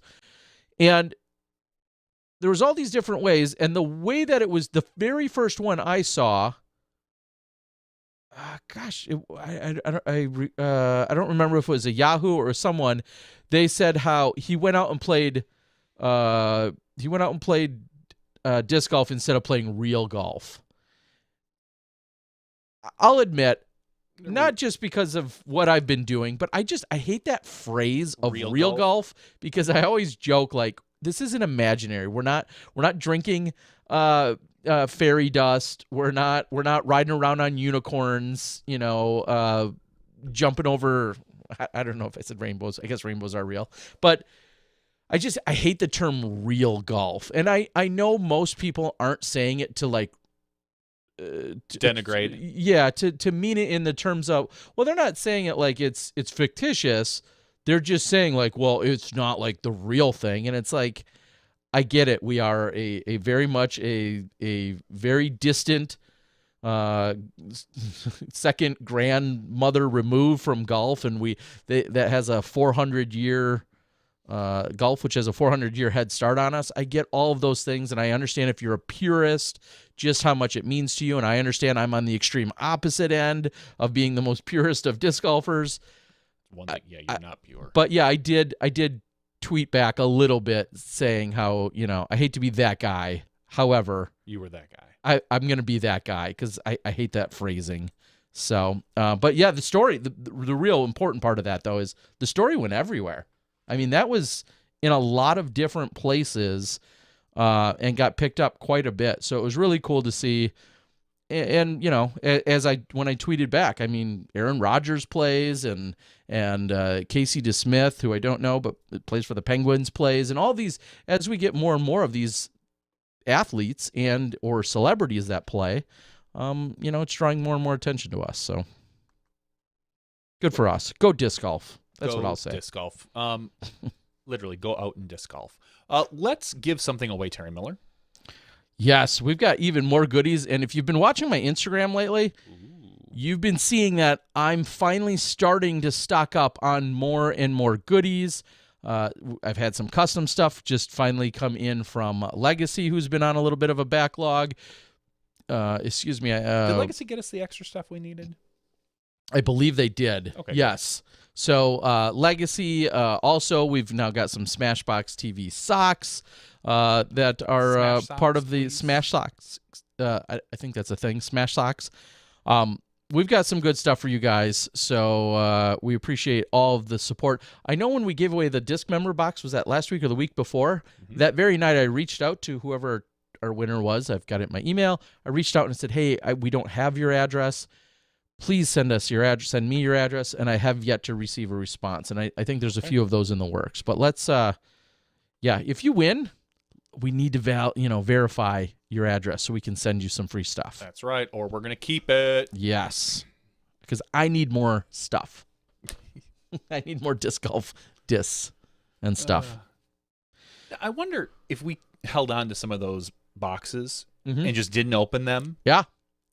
In like 2 years, I wonder how much they would go for. Because if you just flat out don't know when they're from. Mm-hmm. The disc member boxes, the disc member specifically, boxes. you're Yeah, talking? Like, ooh, like that. This yeah, could, because that this could have been a be- first run such and such in there. Yeah, that'd be interesting.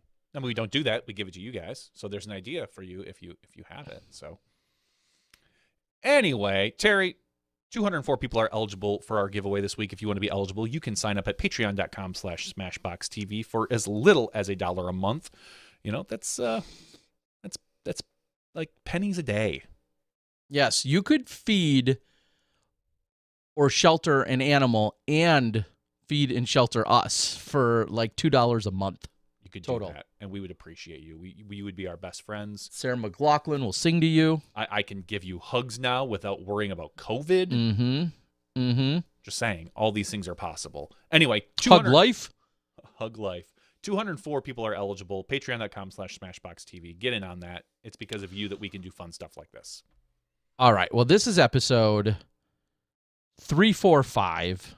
I talked about Kelvin running the straight. I mean, really, the only way to do it would be go 1-2. So you're going to have to pick the 12th one? No. All right, fine. Take the second one. Second No, one. he took first. He took first. Our very first one. Damn it. Yes. Kelvin Heimburg. You can thank him for this. He took first. Let's do it. They're sorted by email address tonight.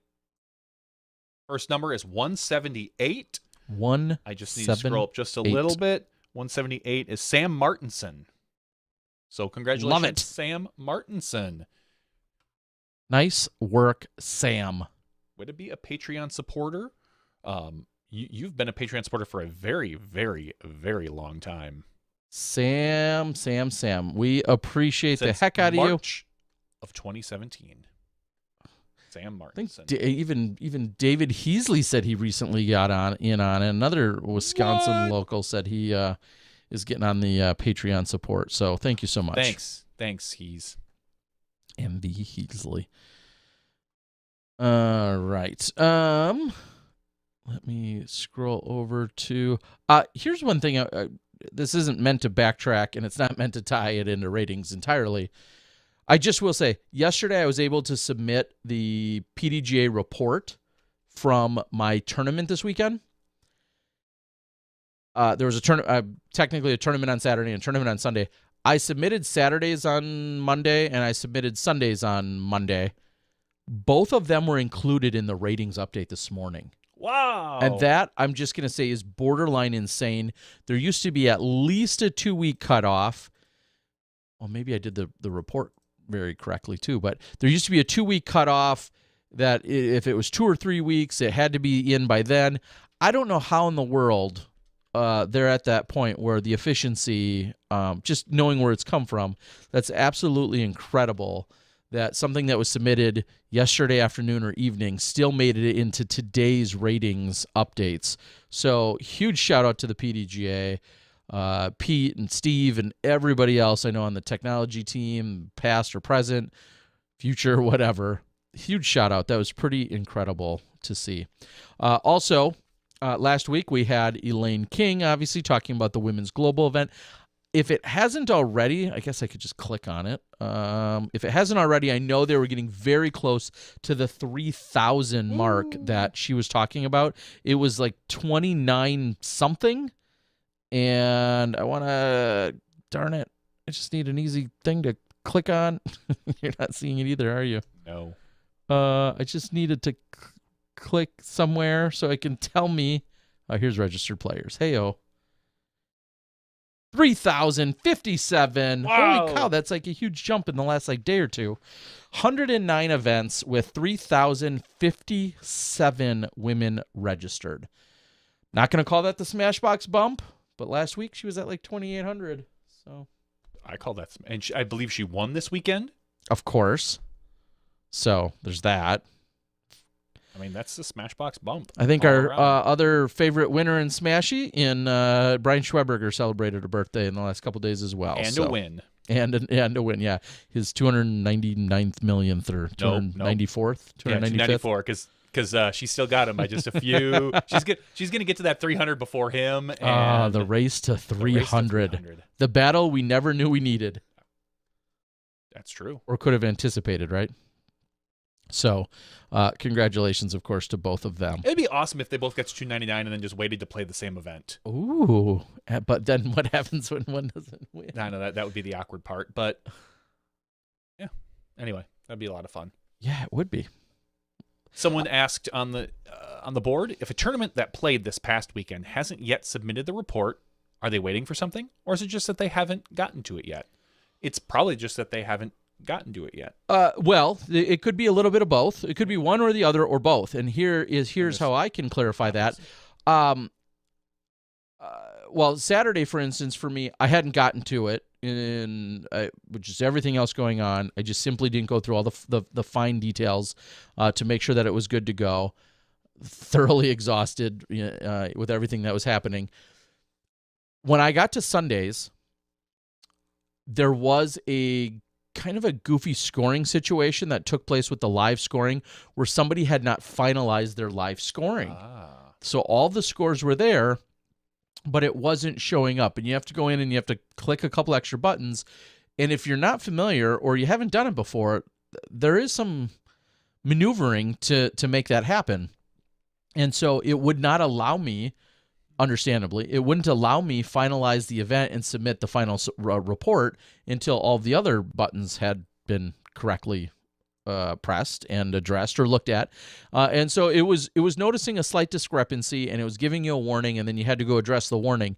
So if somebody doesn't necessarily know how to, or if maybe some information was in fact missing, and you have 12 cards of recreational, but your 9th card did something goofy with the scoring during the live scoring, and now you're trying to either hunt down those players or hunt down some specifics, that can be an absolute nightmare. And I can say that because when I had run a Flex Start event, kind of similar thing had happened. Somebody didn't finalize something. It wasn't noticed till much later because it was a Flex Start event, and going back and trying to get it all figured out was an absolute nightmare. So yeah, it could be one or both in the sense that either they were waiting or they're waiting on somebody to get back to them because they have addressed it.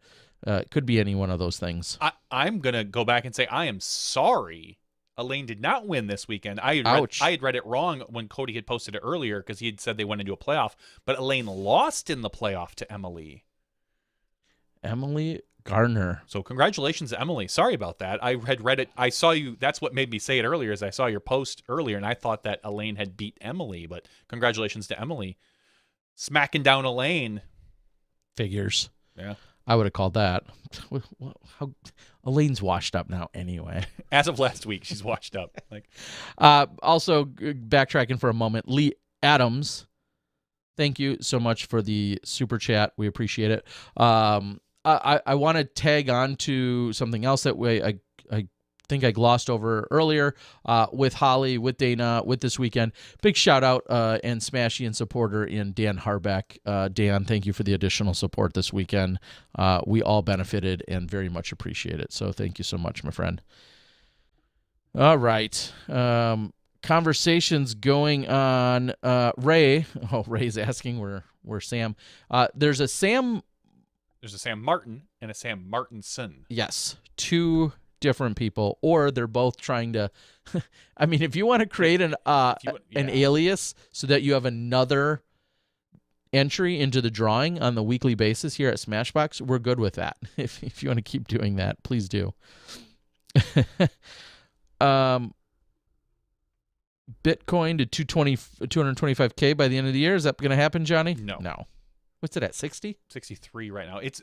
I will say this. In the last week, it has gone up from 56 to 63. So it's pretty much picked up like a pretty solid amount.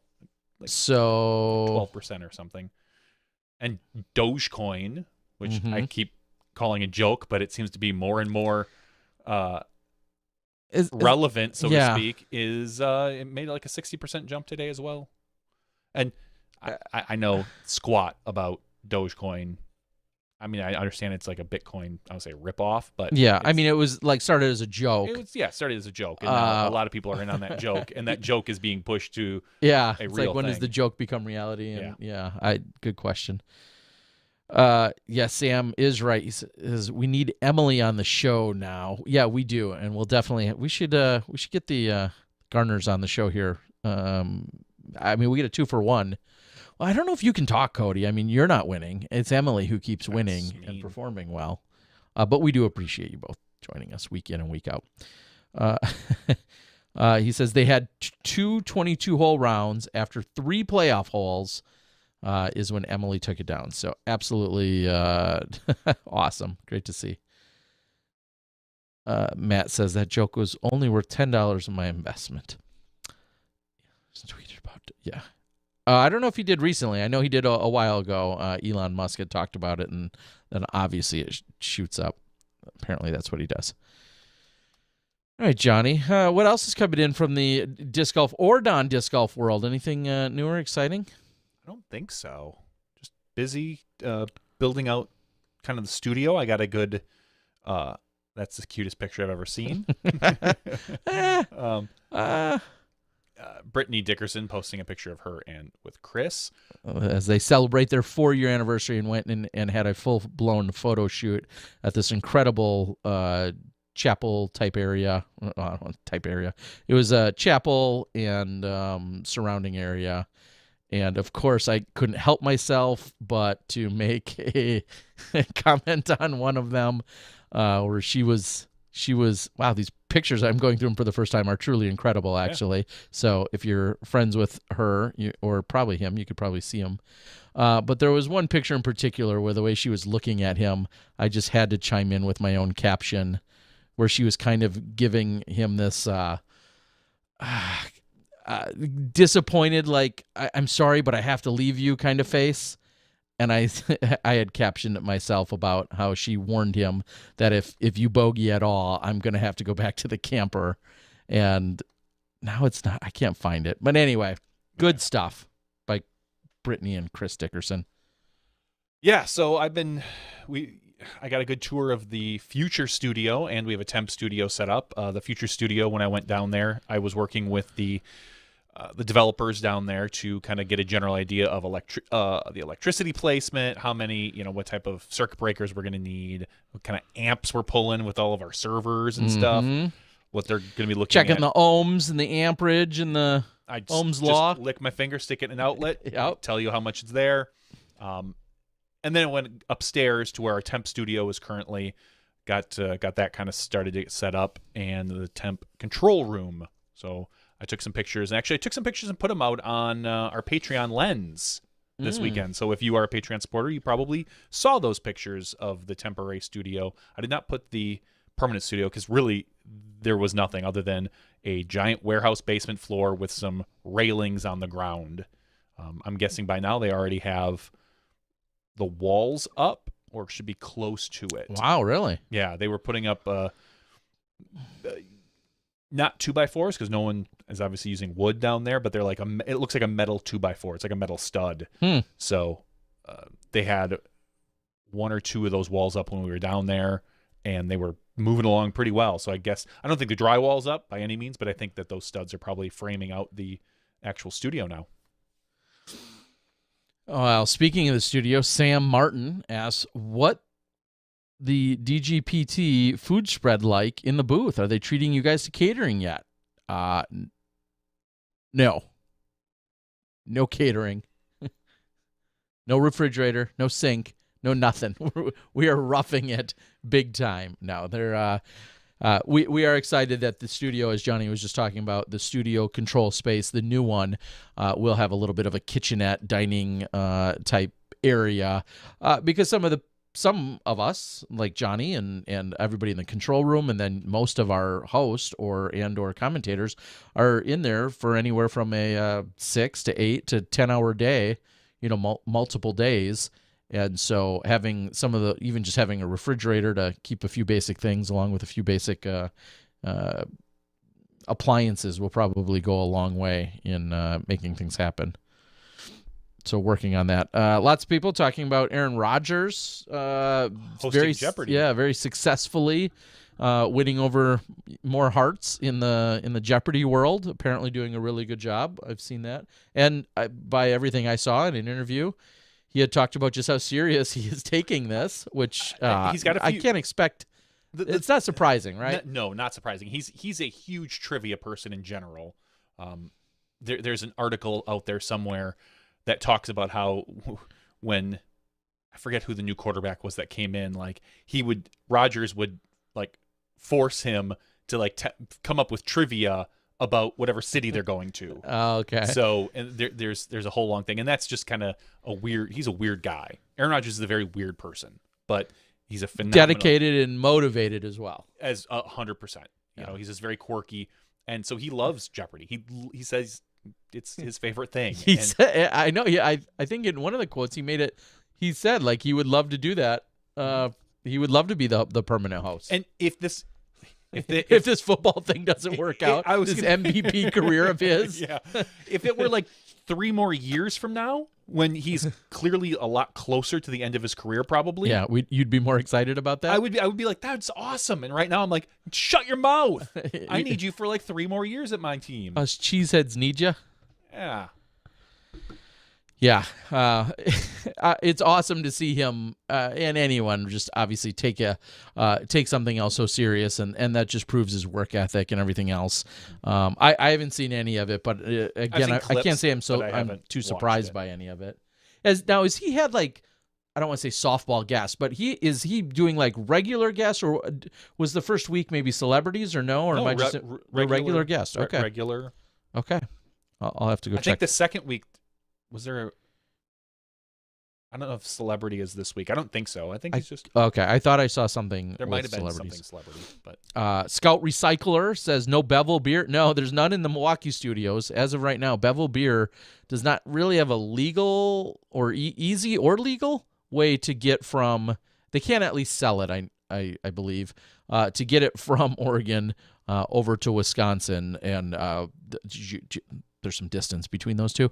So right now, no, certainly no Bevel beer happening. All right. Just went to the YouTube page of Kelvin's hot round video from 2008. Worlds is recommended. Spooky. Maybe. YouTube knows that stuff. We're just infiltrating you. Daniel says, we won't last 3 more years. Has been. Oh, he won't. Oh, Johnny... Fight him. No, but you're wrong, Daniel. I mean, he's as damn good as he's ever been, right? This was arguably probably his second best year he ever had, short of the Super Bowl year probably. And statistically, it might have been, he probably was even better. More touchdown passes.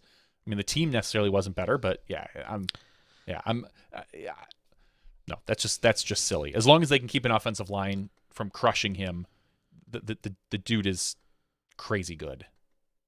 I don't know if we're ever going to win another Super Bowl with him. Yeah, but that's unfortunately not his team. And clearly, and by and large, that's not his fault or his it's his problem. But I mean, that's not his fault. No, I feel like he's doing his job. Look at Tom Brady. Tampa Bay put together a phenomenal team around him. He has some of the best wide receivers he's ever had. A number 1 draft pick running back who bombed out in another place. A phenomenal defense. Like, they were missing a quarterback, and Tom Brady kind of filled that position, and then they added a couple decent parts with even though he wasn't super useful. Gronk as a tight end. It just, they built the team, and it's great. And they might, Tampa Bay has a good chance to run it back this year. But all right, well, that sounds exciting and crazy. Anyway, we'll see. So I should or shouldn't have hope or faith in? I don't know. It's tell me now. I need to know. Well, should I or shouldn't I get my first tattoo of Aaron Rodgers? I would say no, probably. But he says Belmer says he will ask for a trade soon. That could be. It depends on what's going on with. Oh, that's going to be heartbreaking. It will be if that happens. Yeah, but I mean, it's no different than probably what the Patriots went through. Oh, 100%. I just think, again, I'm a fringe football fan at best. We've been very blessed with the quarterbacks we've had in 25 years. Yeah, our lifetime being pretty much Brett Favre and Aaron Rodgers. And before Brett Favre, the Magic Man, Don Mikowski. That's when we were a kid and barely knew much about football. Yeah. But yeah, having Favre and then Rodgers, there's been like 10,000 other quarterbacks if you add up all the other NFL teams in the last 25 years, and we've had 2. and I guess they've both been pretty good. What dumb luck, huh? All right.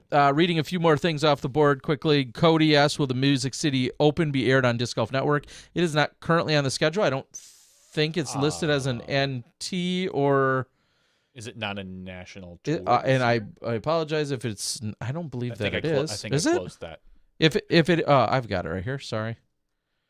Yeah, it's Music City Open. Oh, There's then a I'm an national idiot. tour. Oh, yeah, I'm an idiot. It will be on. If it's I was thinking about the tour. cancellation last year. I apologize. Yeah. Or the postponement. Yes, national tour. Therefore, September 24th through the 26th. By all accounts, it should in fact be aired on Disc Golf Network. It's on our schedule, so the answer is yes. Oh, Ray, I don't know if I have time to go into that. He says expand on NFTs, Johnny. Explain what they are for the audience. Go for it. All right. Real simple answer. An NFT is a unique digital product.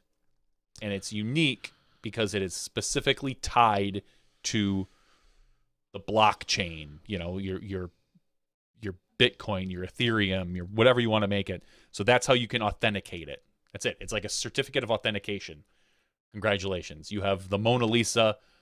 Anyone can print up a copy of the Mona Lisa, put it in their work den, but there's only one, or in NFT's case, you can have a couple. You could make as many as you want of a unique item, and that's what it is. Terry and I have talked about it after. We were talking about before this. We were talking about after this because there's a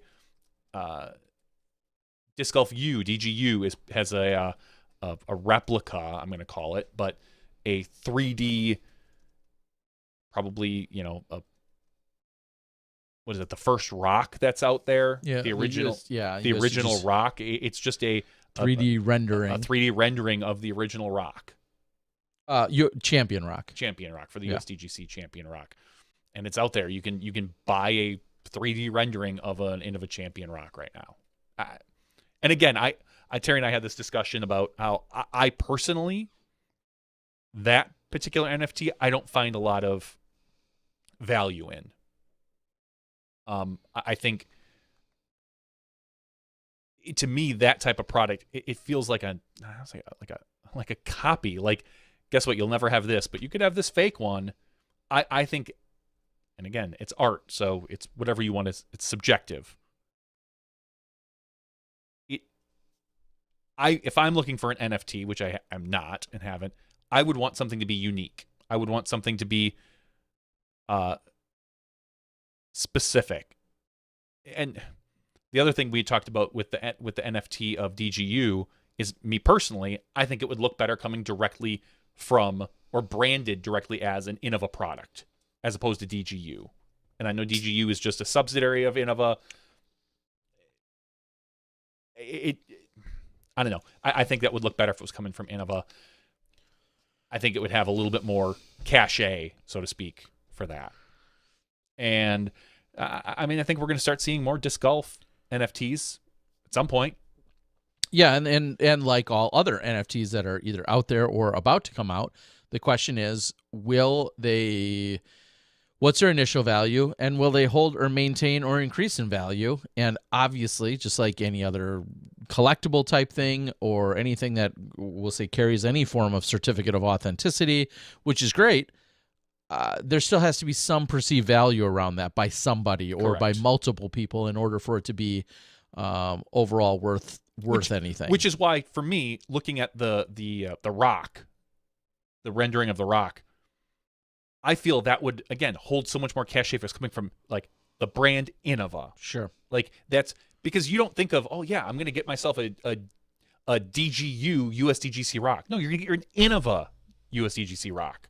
Like, to me, it feels, not feels, that's the wrong way. It just seems weird on who's selling it, because I think who's selling it clearly makes a big difference. That makes a huge difference as the product. It certainly does. Just like art, I can draw some scribbles on a wall and try to sell it to you. It makes nothing. Guess what? Banksy does that, and it's worth millions of dollars.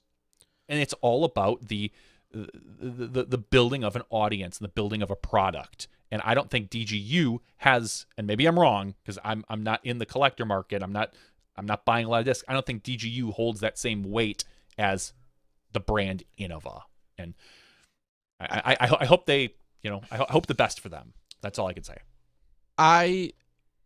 I'm really struggling with this, as Johnny and I have talked about this at great length. I've had other conversations. Obviously, I've watched some videos and influencers and people talk about it as well.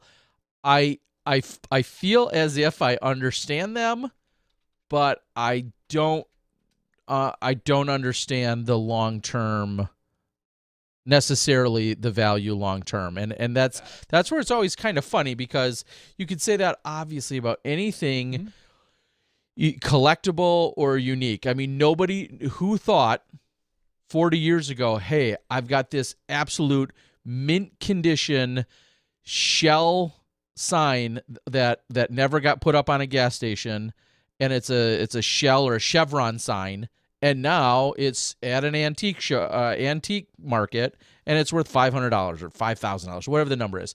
Like, and it was literally supposed to be a sign that was supposed to go up on a gas station, and it never did. And now so I do understand there is some of that in overall collectability, and I have thousands upon thousands of discs, so naturally I get some of that. Just the overall, I'll just say I'm not fully sold on them. I think I understand them as best as I can, and maybe there's something I'm not understanding that doesn't make me sold on them. I've yet to find some way that it would personally appeal to me, but then again, as a collector or an opportunist, does it have to personally appeal? I mean, if you can make money and it doesn't necessarily. Well, it was announced today that Kevin Smith, the director of a lot of indie films when we were growing up, things like Clerks, Mallrats, Chasing Amy, Dogma, most of the DVDs I have back there, he is actually going to create a movie and sell it as an NFT. And the difference is the person who buys it will have whatever rights they want to do with it. They will own it, as opposed to right now, it's a, for a lot of other things, it's a digital file. Anyone can make a copy of it. You don't own it. Just like, you buy a picture of the Mona Lisa, you don't own the rights to the Mona Lisa. You can't take that same picture and print up a bunch of shirts. Actually, that might be in public domain now. I don't know. But in general, a LeBron James image, you can't, just because you buy the baseball card doesn't mean you can put the baseball card on a shirt and sell 1,000 of them. He's going about it differently, where like you're literally buying the product. Like here it is. You're buying the rights to this. And so that's a little bit different. I can understand that. But yeah, it's just art. I mean, that's the way I look at it. It's sure. It's art. Whatever art you like, this is what it is. And there are other uses for it in games and card games, where you have a limited unique. So for instance, if we had like a digital birdie game, you could have unique NFT cards that are only workable on a digital version of the birdie game, and you can tie those in, and you couldn't make more because they're not legitimate cards. I mean, again, I can print up any baseball card I want. Every baseball card is out on Google Images, no matter what it is, from probably any player from any year. It doesn't give me the actual card. I may have a copy of it. I could put it in a sleeve. Doesn't mean squat. If I just like to look at it, cool. That's and great. I agree. And I was just going to say, I agree with all of that. The question is, will owning the one and only NFT or the only digital copy over the blockchain, authenticated copy of it, will that have any eventual worth? Who knows? That becomes the question. If you owned, an NFT version of the 1988 Will Clark Donruss card, like, great. Yeah. Will anyone else ever care or seek that out and want to get that off of you? I think that becomes, obviously there has to be something of unique and or perceived collectible value to whatever it is you're making, and that's going to be so incredibly subjective. And that's what we're talking about with this DGU disc. It's the first ever. I haven't read anything about it, but I don't know if they said it's going to be the only one ever made. If this sells for $600, what's to stop them from making another one and saying, "Oh, cool, that one sold for $600. Do you want one too?" Yeah. And then you're driving the value down. Maybe they're not. Maybe I haven't looked at all the details on it. Maybe this is a one of one. They're never going to do it again. And just the fact there's so few guarantees to any of that, and 100%. But that's like any collector disc. Like right now, and we're just going to use the most recent collector disc I've seen, the Brody Smith 1000 rated disc. Mm-hmm. There were 1,000 of them made. He got 1,000, and that's all that'll ever be made until it's not. Yeah. Not to say it's not going to happen, because that's a unique situation. But what's to stop Discraft saying, "Holy crap, these sold like wildfire. Let's print up 1,000 more." Yeah. Any disc manufacturer can always say, "Oh, you know, we used to joke about that way back when with some discs. Like, yeah, this is a total collector's. There were only 1,000 of them printed up, and then because they were new, and I would always say, yeah, until they become product, and then there's going to be 1,000 more printed up, and that's just what happens." So I'm curious to see where the art aspect goes, which I understand way better than like some of the other stuff. Now, if Innova's selling this first run rock as a piece of art, the first replica or whatever is a piece of art, that's more power to them. I mean, that's fine. And NFTs are all about your position, your clout. Yeah, so to speak. Yeah, because I feel like it's so much more of the seller's market than it is the buyers. I could go into Blender right now, create a 3D rendering of a disc, put that same stamp on it, and sell it tomorrow. Yeah. But if I do that, is it worth anything versus when they do that? And even if it looks like 100% identical. Eric asked some questions. First of all, NFT, non-fungible token? Yep, non-fungible token. And fungible in itself is a weird word? Yeah. What is fungible? I believe it means to have value. Or not. Oh well, according to my Google search, fungibility is the ability of a good or asset to be interchanged with other individual good or assets of the same type. Fungible assets simplify the exchange and trade process, as fungibility implies equal value between assets. So, Eric Sterner says, "Where does one store an NFT? A server, a bank vault? I guess. I mean, you could if it's literally like a one of one, you could download it to a thumb drive and put it in a bank vault. You could store it wherever. I mean, I think you can re-download them as well, because it doesn't matter. Like, it all sounds so. I understand. It's the fact that you own it. Like that is yours. It's verifiably yours. Yes. That's the thing. Like that, not, I like. Like not that just if I bought this rock, I mean, it's right there. You can download it. You could do whatever you want with it. They're putting it there, but you don't own it. You have it. It's not yours. Oh. And there's something about the fact that these bits of fake of computer bits are your bits, and like it or nobody not, wants my bits. Nobody wants your bits, Terry Miller. Trust me. I don't know. Again, this conversation obviously could rage on for 5 or 10 or 50 more years. Who knows? There's a lot to be seen and determined. But one night when Johnny and I did dig into it a little deeper after a show, we saw, of course, does it have to get made and the details around making one, but then also where they get sold, the commissions, the fees, all the things that go along with it. And right now, and it's early going, so I understand it, it just feels like there's a lot of people out there, not a lot, there are a few self-proclaimed sellers and marketplaces that are making a lot of money on the idea of these things selling. And I'm not, I understand it for the most part, but I'm still not sold on the whole concept. And that means legit. Nothing, clearly, because we all know. If you were sold on Bitcoin 10 years ago, exactly. You'd be a millionaire. Exactly. As we all would. Sam Martin says, first time ever I am with the disc golf guy. Whatever. Whatever. Then, I don't know which way to go on this one. Yes, that we will. It's a bubble right now, is what Tim says. So We will see where it all shakes out. I think it's going to be a long-term kind of thing. I just don't know if what we see now is what we're going to see in 10 years. Yeah, because I think one of the biggest things for me, because it's built, the system is legitimate, the concept is legitimate. Yeah. It's just a matter of whether or not what we have right now is what we're going to see in 5 to 10 years. And that's what's crazy to me, because there's a bunch of trashy art out there that's selling for like very little bit of money, but people are buying them because they want to buy them, you know. But and what did we find the maximum was? Like, it's like a 12 meg something.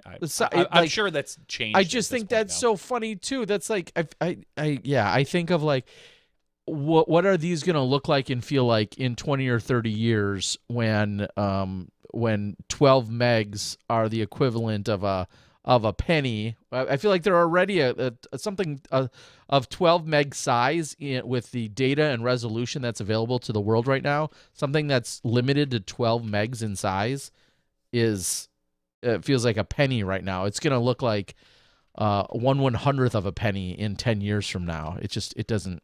I don't understand. I do, but I don't.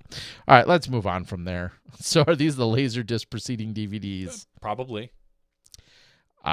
Anything is possible. Eric says DGU seems very much a company related. They are a company that's probably somewhere on the same balance sheets as Innova's balance sheets. DGU, Disc Golf United, they if I really wanted to oversimplify things, you could almost say they're almost like the Innova Pro Shop of the East Coast Innova store.